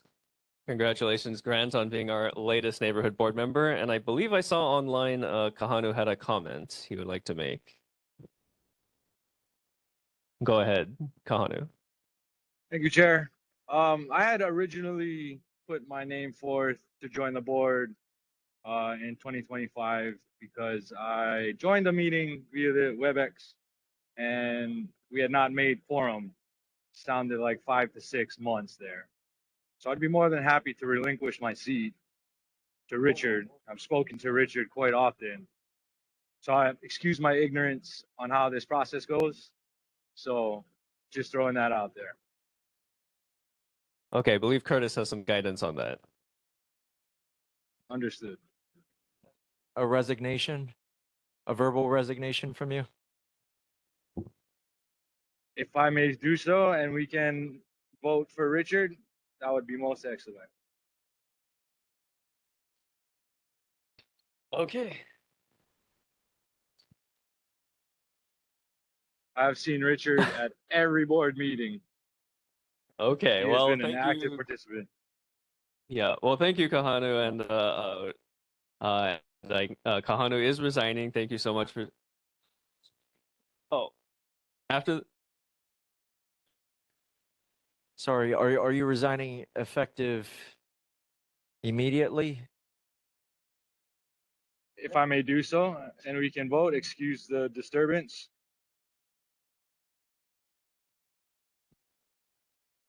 I just don't want to miss a chance for Richard to be a part of this. Okay, so Mr. Chan, just Yes, sir. so that we can maintain, well, we will maintain quorum for this meeting, but just to keep things clean, if you could please email me and A resignation. Got Chair you. Chart your Understood. resignation after this meeting. So you'll be a board member for this meeting, and then after this meeting, you'll send us your resignation in writing, and then we'll get your vacant at-large seat agendized for the April meeting. Thank you very much. Thank you, Kahanu. Okay, moving on with the election of Makiki Neighborhood Board Treasurer. Do we have any board members willing to step up to be treasurer? We have no money, but it matters for chain of command. I believe it's yes. So it would be, if myself, the chair, vice chair, secretary, and then treasurer. What would be my duties if I were to volunteer? Purely symbolic. I volunteer for that symbolic Thank you, chair Adam. seat.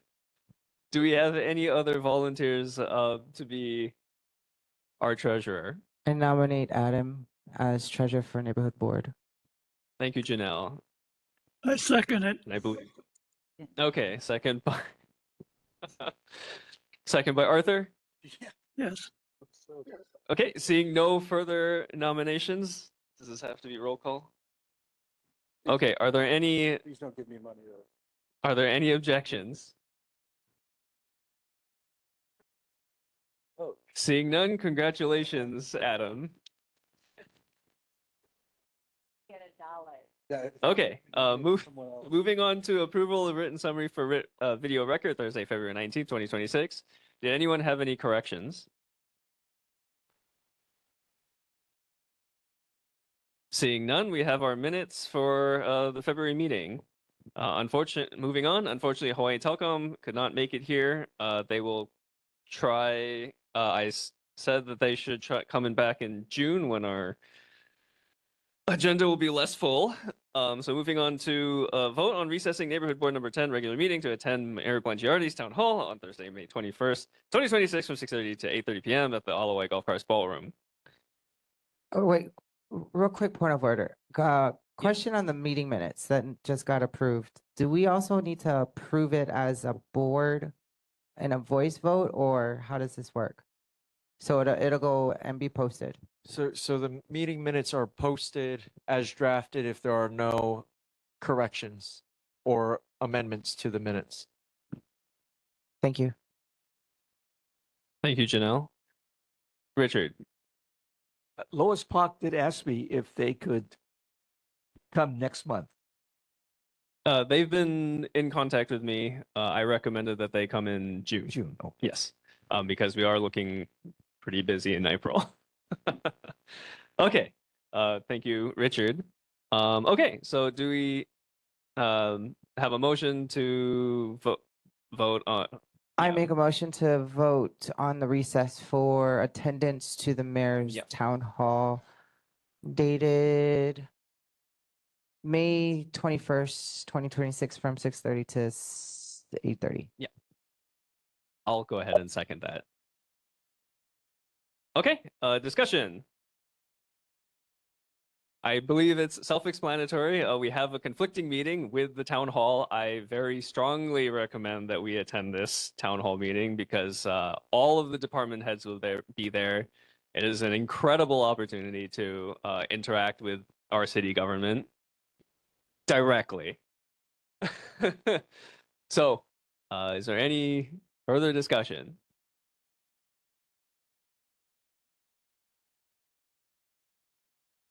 Oh, Tom.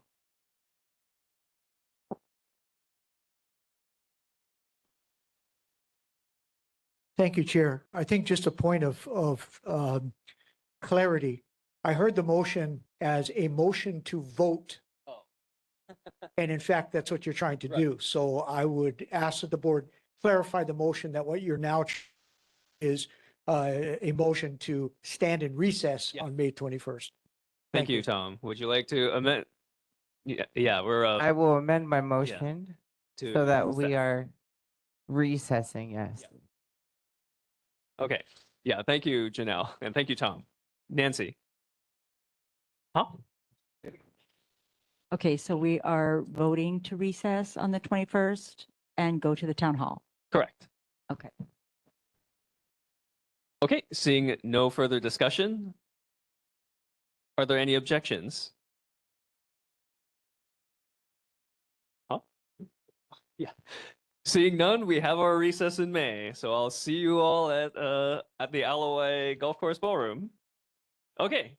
Moving on to excuse me, the discussion on SB 2423 and HB 1734.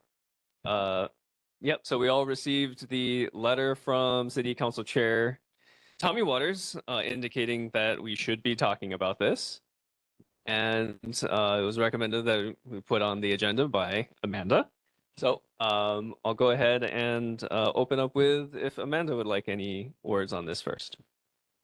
Hi, yeah, I don't know if everybody has read the Senate and the House bill, but overall, I'm not a fan of it. I don't think it should be supported. It would open up almost 90% of Oahu under the state land use district as urban.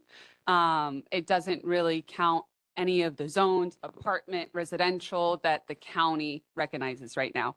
I do think there should be more movement in building, but it shouldn't be unregulated, which I think if it was to go to the state level, the state is massive. I don't think there would be enough eyes on it. It can be dangerous. But it kind of feels like a bully bill because the state is realizing that there still needs to be building and everything going on in this county, it's just too slow. Like we constantly see, you know, so many are going through the permit phase and just getting stuck there. So I'm against both of these bills, but I do understand the justification for the state pushing them. Thank you, Amanda. Janelle, go ahead. Just to offer some additional clarification on the bills too. I think what this also helps to do with the bills is to address the concerns that Councilmember Tyler DeSantos brought up with zoning issues. And though they're not perfect bills, of course, they can be amended in committee. But I think what the more important thing is because we're a board and we have to vote on creating resolutions and or getting this moved forward, it would be my strong position to have each board member submit testimony, whether in opposition and or support, rather than us making a resolution that'll take longer and the bill will either move forward with or without us, versus us taking the initiative to go ahead and adjust accordingly based on the information we're reading from the board. I mean, from the bills. Thank you, Janelle. Adam. So could we put it as like a for or against vote, and then each of us votes count, or are you recommending like an email from each of us individually? Janelle? On the agenda for today, so we can't really vote on it today. I'm just asking what the process is going to be. Yeah. So in order to vote on something, we would have to vote for a motion, and then depending on the wording of the motion, we could potentially have that motion noted as testimony. Let's see here. How is that? Let's see. Motion to right. All right, excuse me. So because we have just the discussion, we cannot speak in the support, right? Should I re-clarify? Yeah, so So what I'm basically saying is, well, I'm not asking us to vote as a board because we can't take any action on it. What I am saying is that each board member put in their individual testimony as board members, whether you're in favor and or support of the bill, because of the time sensitivity with the bills moving through. Currently, I believe this one is going through the House. correct. Yeah. So yeah, yes, your advice is definitely well taken. The certainly, yeah, because it is moving so fast. Definitely personal initiative on submitting testimony is the fastest way to get anything done. Is there any further discussion on the pros or cons of this bill? Yeah, Okay, I believe Nathan. Sam, go ahead. Yeah. The easiest way to do this is just to submit your testimony as an individual in the bill, and then right on the bottom, neighborhood board, Kiki neighborhood board 10. You're not doing it as the whole, but then at the same time, you're recognizing that it's a discussion with our board. Thank you, Sam. Is there any further discussion? Okay. All right, seeing no further discussion, let's all Nathan, do our. I'm sorry, I was on mute. Janelle, I Really, have I a didn't see you. question for you. My thought is we as board members represented a community, and this community hopefully has one purpose in mind, is to get affordable housing for potential residents. And right now, these two bills before the House are contradictory to Bill 7 by the city and county. And as a body, our voice as a body is stronger than an individual, but yet we should individually go and voice our comments to each of our legislators. But I think the board needs to be voted or recommending our voice be put before the legislators as a board. Thank you, Arthur. I'm being advised that because it is not on the agenda, we cannot take action on this. So with that in mind, session ends in May. I can put this on the agenda as a motion to support or oppose SB 2423 and HB 1734, or if we come up with a resolution that would be a lot stronger than just a motion, someone is willing to write out that resolution. But otherwise, yes, I can at least put it on the agenda. Is that just discussion? Yes. Do you need a motion to put this on the agenda for next? No. Can Janelle. I clarify something additionally? Curtis, can you pull the bill back up on the screen, please? No, that one. So don't scroll down. Scroll down some more. So right up. So right there, girls. Right now it's in water and land and housing. Can you go to the House Bill side? Sorry. So click on HB on that one. And then scroll down again. This is a 3 different committees. The thing is, there's a deadline for bills to be heard on the committees, and it needs to be filed by a certain period. I understand that we should be voicing our concerns as a board. However, by the time we do vote on a resolution, this might have already either passed and or died in committee. So my discussion on this is that though the validity of the bill is important to this body as well as our communities, on either opposing and or supporting, there's a time schedule that both chambers have to get these done. And by the time we meet in April, we will not have the time as a board to finalize a reso to send, and it'll be too late, if that makes any sense to anybody. Thank you, Janelle. Steelquist. We can have a special meeting and vote on it. Thank you, Steelquist. Could, however, given our history of special meetings, they were rough in terms of getting quorum, so we were unable to actually pass anything during the special meetings. So I'm leery of holding yet another special meeting versus a very focused regular meeting. That is, yes, Amanda. Can we do both? Both do the personal, the testimony and stuff, and then just keep it on the agenda. And then if it dies, we just remove it from the agenda. That is actually what I would prefer. Okay. Is there any further discussion?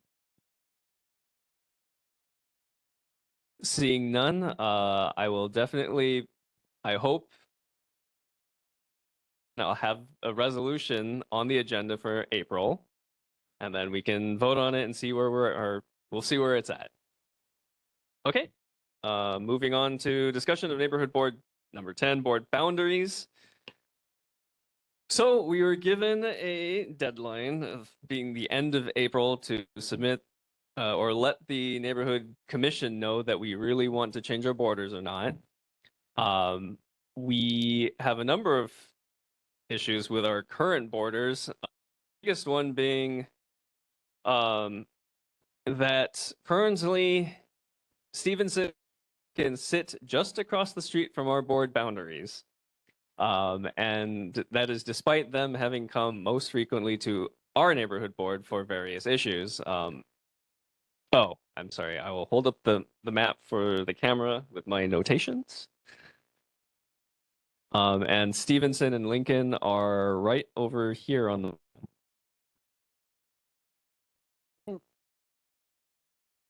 Okay. So per Tom's advice, we just need to indicate strongly to the commission that we would like to see our boundaries changed. Is there any further discussion on this? Janelle. What is the boundary limit that we're actually looking towards either omitting and or extending?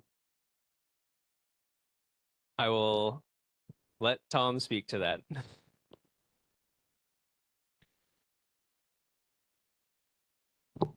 Okay, thank you, Chair.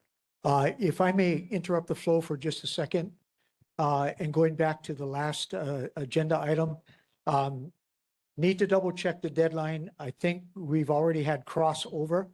The bottom line then is my looking at the bill status, since those are companion bills, is that the Senate bill was recommitted on March 10. It did not cross over. The House bill was no action since mid-February.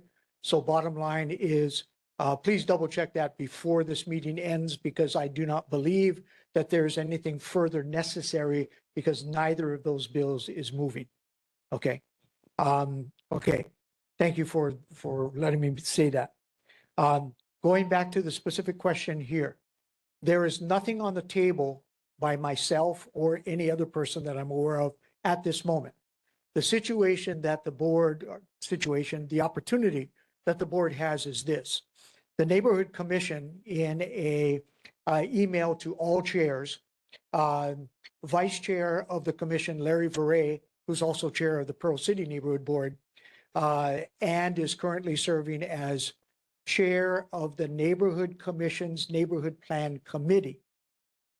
And because when you take a look at Chapter 16 of the Neighborhood Plan, which has all of the district descriptions, et cetera, what the Neighborhood Commission is asking for by April 27 is for the various neighborhood boards, there are 33, to indicate whether you are or may not be considering any potential amendments to either the district boundary or internally the districts, the sub-districts of a particular neighborhood board. So my discussions with Chair Char is that the important thing at the moment, in my opinion, for this neighborhood board is to formally consider a motion to communicate to the Neighborhood Commission that it is in the consideration of possible amendments to either the district boundary or the sub-districts. You may ultimately choose to do nothing. That's fine. But in the interest of notifying the commission that you're looking at potential changes, and without getting into them, the one example that the chair gave as to frustration over the years that Stevenson and Lincoln are not included in this Makiki Neighborhood Board district. Now, there's some other examples as well that the board may well consider requesting changes by the Neighborhood Commission, which has to approve them, changes to either the district or district. Well, right now, the only major advice to the board is simply that the board communicate to the Neighborhood Commission that it is would like to consider amendments, potential amendments, and in that regard, please be aware of that, because we do have more time to deal with this, but the Neighborhood Commission has asked for some response by the end of April. So that's the focus, is just if you want to go to, forward with further specific considerations, which I will recommend, then at least make that communication to the commission at this time. Thank you, Chair. Thank you, Tom. Thanks, Tom. Just to add on, I do believe that the discussion is important, because I believe also Punchbowl area that we also have had a concern of some changes that they wanted to be made to. So I do believe that we should open it up for further discussion, as well as seeing what changes are suggested for Makiki District.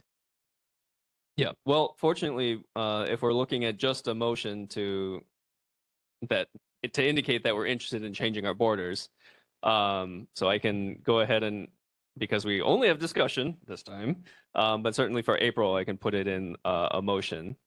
But while we're on the talking about it now, Adam.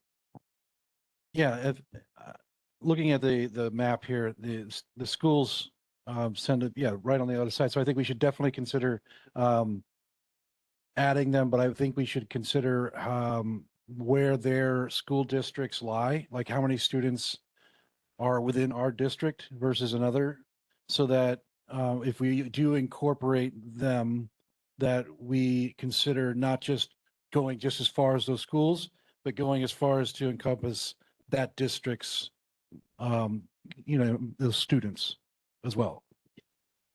Tom. Yeah. No. Thank you, Chair. Since you have broadened the discussion, when you take a look at section 2-16-210, translated your neighborhood board number 10, the last digit, 2 digits are your board number. When you take a look at the boundary descriptions for this neighborhood board and also that of neighborhood board 12, which to the west is Nu'uanu Punchbowl by name. In short order, some of the considerations, and I appreciate the comments made because yes, you're focusing on the Stevenson-Lincoln area, that there are other considerations for the southwest corner in that area of Punchbowl, Alapai Street, etc. My quick summary for you right now is this. The southwest boundary going Mauka-Makai or Makai-Mauka is Pele Street. So it's in between other major streets, particularly between Ward and Iolani. Some consideration should be given as to where might that distinction, or excuse me, that boundary be, and you've got other choices. What is also strongly recommended, both in the neighborhood plan and in state and county law, is that you try to look at major landmarks, geographic divisions, things that make sense in that regard. So a consideration might even be the use of Ward Avenue, of which is already part of the board's boundary. On the other area, just a couple of quick remarks, and that is in the area of Stevenson, Lincoln, that intersection of Awaiolimu and Nihoa, and it's Pensacola on the Makai side, the description of the district boundary refers to Awaiolimu to Kanaha Stream, and then Kanaha Stream up to the top of the mountain, if you will. The difficulty with that is you have divided the Kalawahini neighborhood. That portion of the eastern part of Kalawahini, long row of houses, was developed way after the establishment of this district line.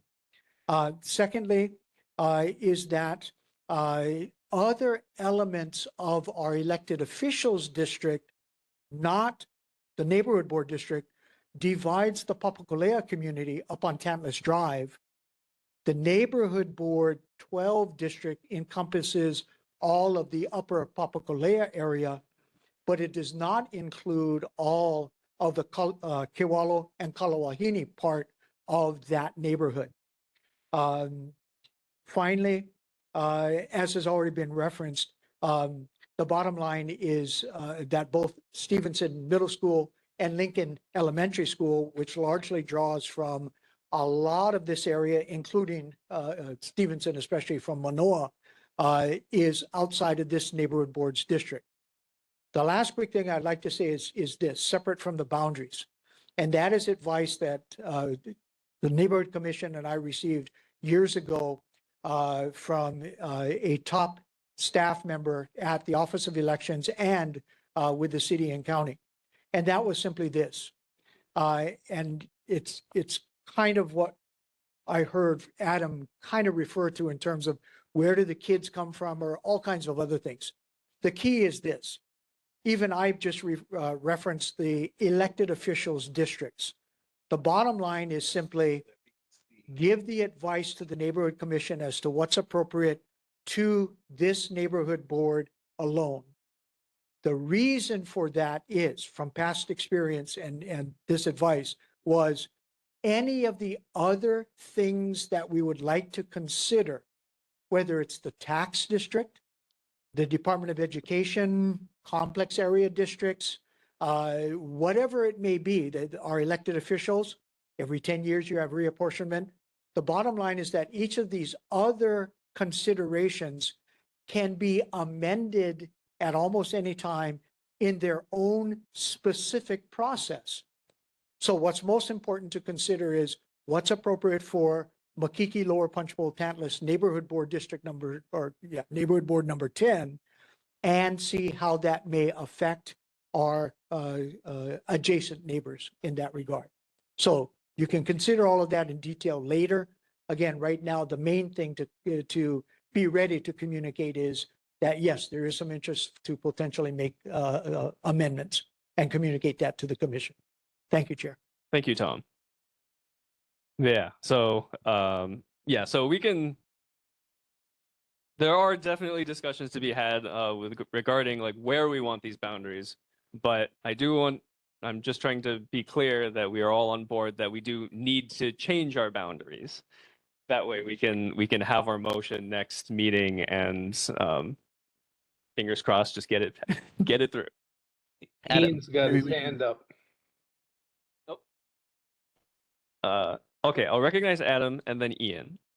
Adam. Thank you, Chair. Yeah, I'd just like to, maybe we could discuss this just real quick. Maybe we can discuss this on our walk and maybe kind of add that to our walk this Sunday. Sure, Adam. Referring to our walking PIG. Thank you, Adam. Ian. Thank you, Chair. I really agree with everything that Tom Heinrich said about making sure the boundaries make sense for the neighborhood board first. But I do want to encourage, and I don't believe the board would disregard this, but I do want to encourage engaging with the people on those borders and asking what they would support. One thing I think this board did that I'm really proud of from my time as chair and when I was serving on the board was we opposed the redistricting of the state house borders on the grounds of it splitting Papakolea in that community. And one of the reasons that was very important was I did a lot of engagement with the folks there, and about 9 out of 10 of the folks I spoke to were very strongly in favor of all being in the same state house district so that their voice could actually mean something at the legislature. And I imagine this carries through as well for something like the neighborhood board. So considering that amendment, I think is important, and specifically asking them on that community where they would prefer to go. In cases where it seems like a pretty close to even split, I think the neighborhood board is a very strong vehicle for making those decisions. But I do want to encourage that outreach during the conversation. Thank you very much. Thank you. Okay, is there any further discussion? It seems like we're, Richard. Now, I'm looking at the map right now of the state, what the borders of these three schools, Lincoln, Stevenson, Roosevelt, and looks like it makes more sense for them to be in our district because the majority of our district overlaps with the boundaries of these schools here. Yep. Yeah. Thank you, Richard. Yep. So just to, because we have slightly more on the agenda, but it looks like we're all generally in agreement that we do need to change our boundaries. So we can go ahead and have that motion on the next agenda. Okay. Thank you very much. We'll go ahead and move on to the discussion on the Kino Community Hub event. Harris. Thank you very much, Chair. I passed out a flyer that kind of talks about the event. First of all, I'd like to thank Representative Bellotti and Councilmember Nishimoto, who have been very actively involved to support the Kinau Community Hub event. And really what it is, it's scheduled for Tuesday, April 7th from 4 p.m. to 6 p.m. at the Honolulu Museum of Art at the Luce Court. And Representative Bellotti was able to send out a save the date postcard, went out in late December, and the registration info was mailed out, I believe actually the second week of March. We were able to get a generous donation by First Hawaiian Bank so that we could utilize the museum in terms of their security and their custodial services.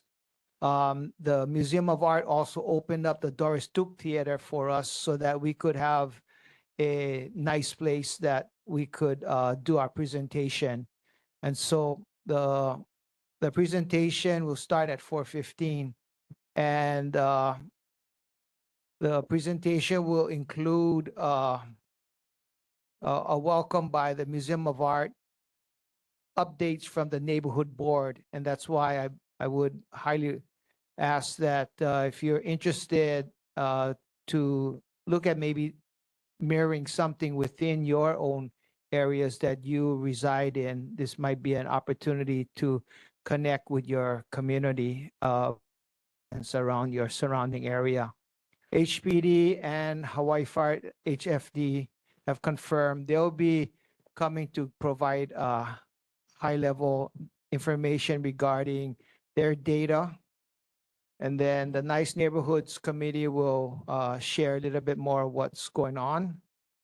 And then there'll be a wrap-up. And the key wrap-up will be the kickoff of the Resilience Hub. I know Representative Bellotti mentioned about the Resilience Hub Planning Committee. This will be our kickoff. And we're setting it for, there's a rectangle area bordered by Alapai, Kinau, Pecoy, and King Street. So the mailouts went specifically to those residents, apartment units, businesses. And we also look at inviting the City Department of Transportation.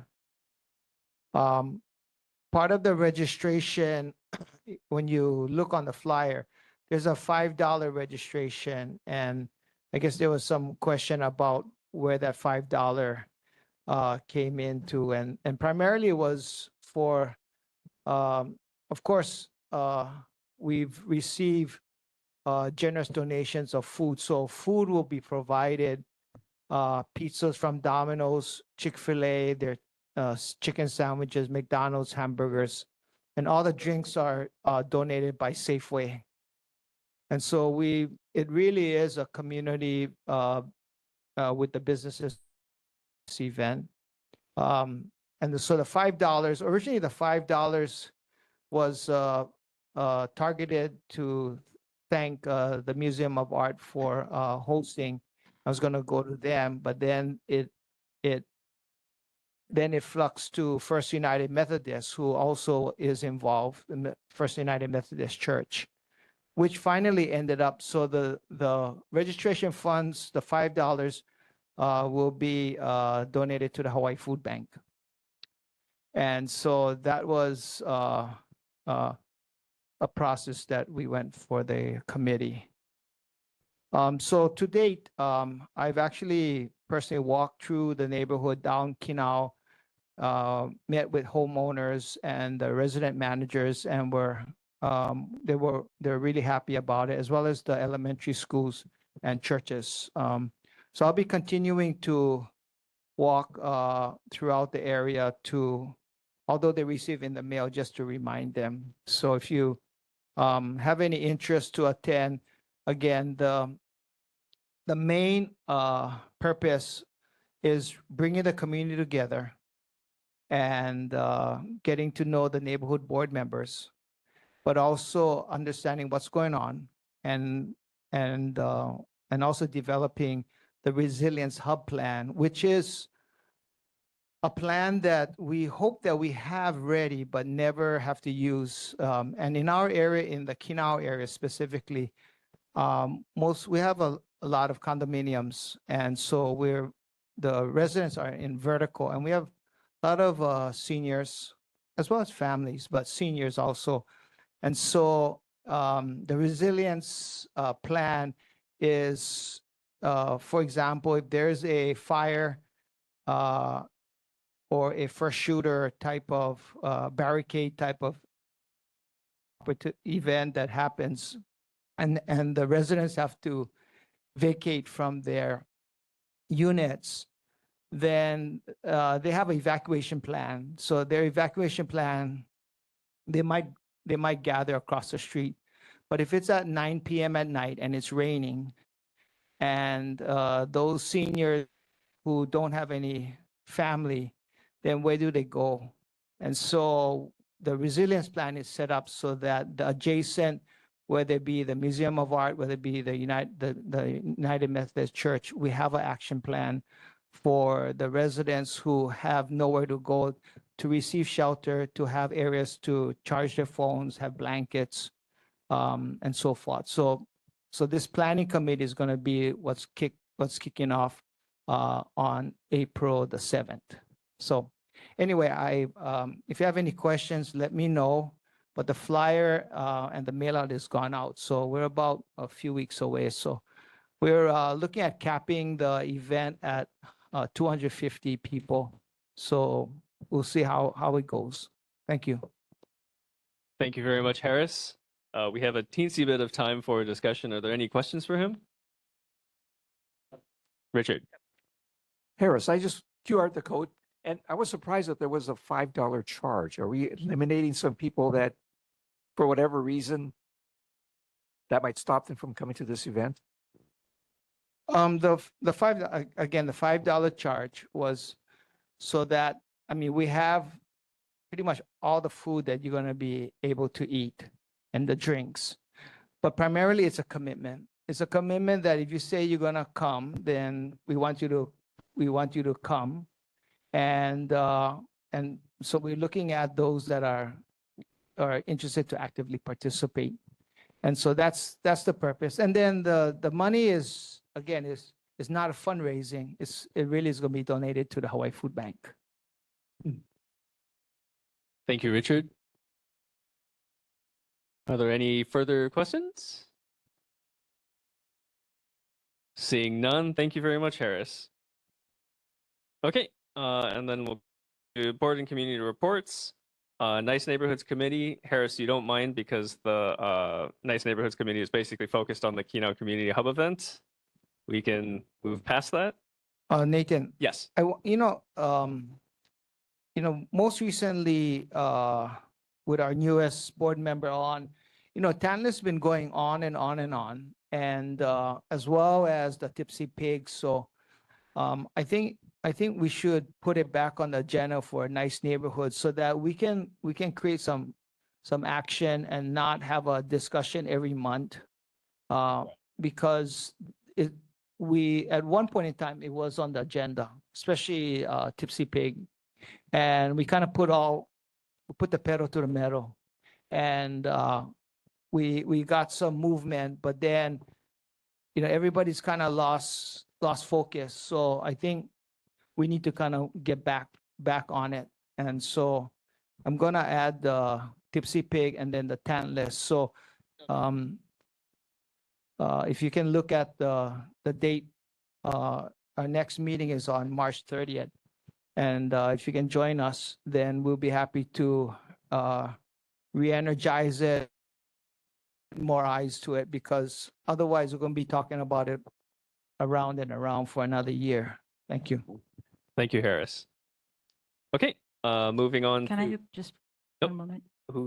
Nancy. Yeah.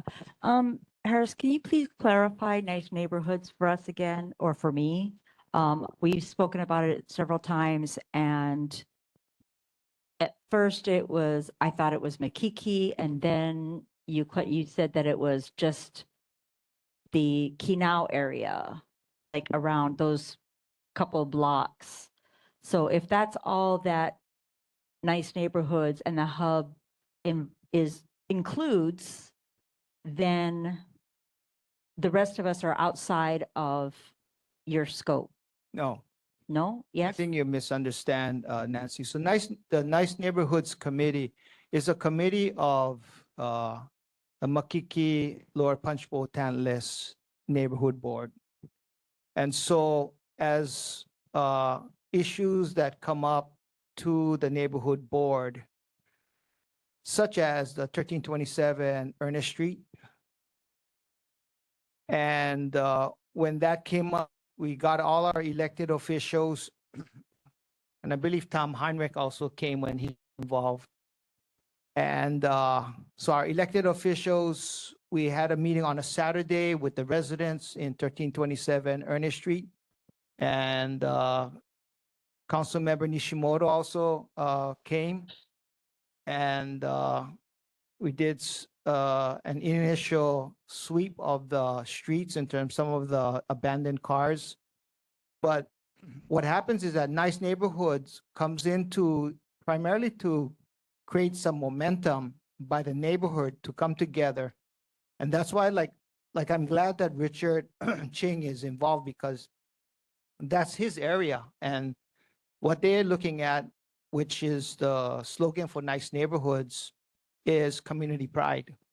And when you, in your area, want to seek community pride and you step up and take action, then other than pointing the fingers at the police department or whoever, if you kind of step up and get involved, then, and our elected officials get involved, then the more eyes that are on it, then we can work together to solve these types of problems. And so, and same with Tipsy Pig. Tipsy Pig, Nancy, you, prior to you becoming a board member, as attending, you came, shared, we went, we followed up. Senator Fukunaga also joined us one evening, I believe it was 10:30 at night, to witness. So what we do is, as nice neighborhoods, some people come to the meeting, share their concerns, and we follow up with them, whether if it's a Saturday, whether if it's a Friday night at 11, the Nice Neighborhoods Committee comes together and our elected officials, as well as the Liquor Commission, HPD, to show up, to let our residents who has those issues, to let them know that, no, you're not hearing things or seeing things. It is for real, right? And we bring it to that attention. So that's what Nice Neighborhoods is about. It's not about Canal Street. Canal Street is a small thing that happened, and what we're doing with this community hub is just a small subset of what could be for the entire neighborhood board. Thank you for that. And for Nice Neighborhoods, just real quickly, Chair, for Nice Neighborhoods, if we can, we mentioned this, I think, January, if we can get on the WebEx easier, get information that has been circulated through the Nice Neighborhoods minutes, something, because oftentimes we don't receive the information and we're not sure what's happening, or we can't get into the meetings. We try to log in or we can't get in. So if we can find some way to communicate more effectively and just be able to help each other. Thank you. Yeah, Nancy, the minutes and the agenda, I normally complete them the day or 2 days after the event. I share that with Curtis, and Curtis receives my minutes of the meeting as well as the agenda. And then recently we've had, and I apologize, we've had problems with the WebEx, and Chairman Char knows about it too, because there's been difficulties. So I've set up my own Zoom, and so we have a Zoom now. So now we should be in good order. So I appreciate you sharing that, and it's been frustrating, but now I think we should be on smoother seas. Okay, thank you very much, Harold. I'll go ahead and end the discussion there and move on to really quickly the Oahu Metropolitan Planning Organization. I can say something really quick in a minute, Adam. Okay, so we have been attending Oahu meetings. Long story short, there is a state plan working with the Honolulu City and County going out to 2050 that they've been pushing, that there's this long-term plan going out. The soonest we see anything for our neighborhood is specifically Nahoa Street and putting in sidewalks is in 2028. And then after that is 2030, at which point they hope that we can get funding in 2030 for whatever projects they have planned for 2030. We will continue going to these meetings. One frustration is that we can't actually voice our please modify these plans. But we'll certainly keep you updated. Yeah, it is advisory in theory. Unfortunately, we are running out of time. Feel free to reach out to me outside the meeting, Janelle. So that is that. Moving on to board announcements. Next regular meeting, the Makiki-Lower Punchbowl-Tantalus Neighborhood Board number 10 is scheduled to meet on Thursday, April 16th, 2026 at 6 p.m. at Makiki District Park, Old Makiki Community Library, second floor, and online via WebEx. The meetings can be viewed on Olelo Focus 49 on the first Friday at 9 p.m. and third Sunday at 3 p.m. Follow us at www.facebook.com/MakikiNB and visit www.honolulu.gov/NCO/NB10 for Makiki Neighborhood Board info. And I will go ahead and adjourn this meeting at 8:19. Thank you very much. Have a good night, everyone.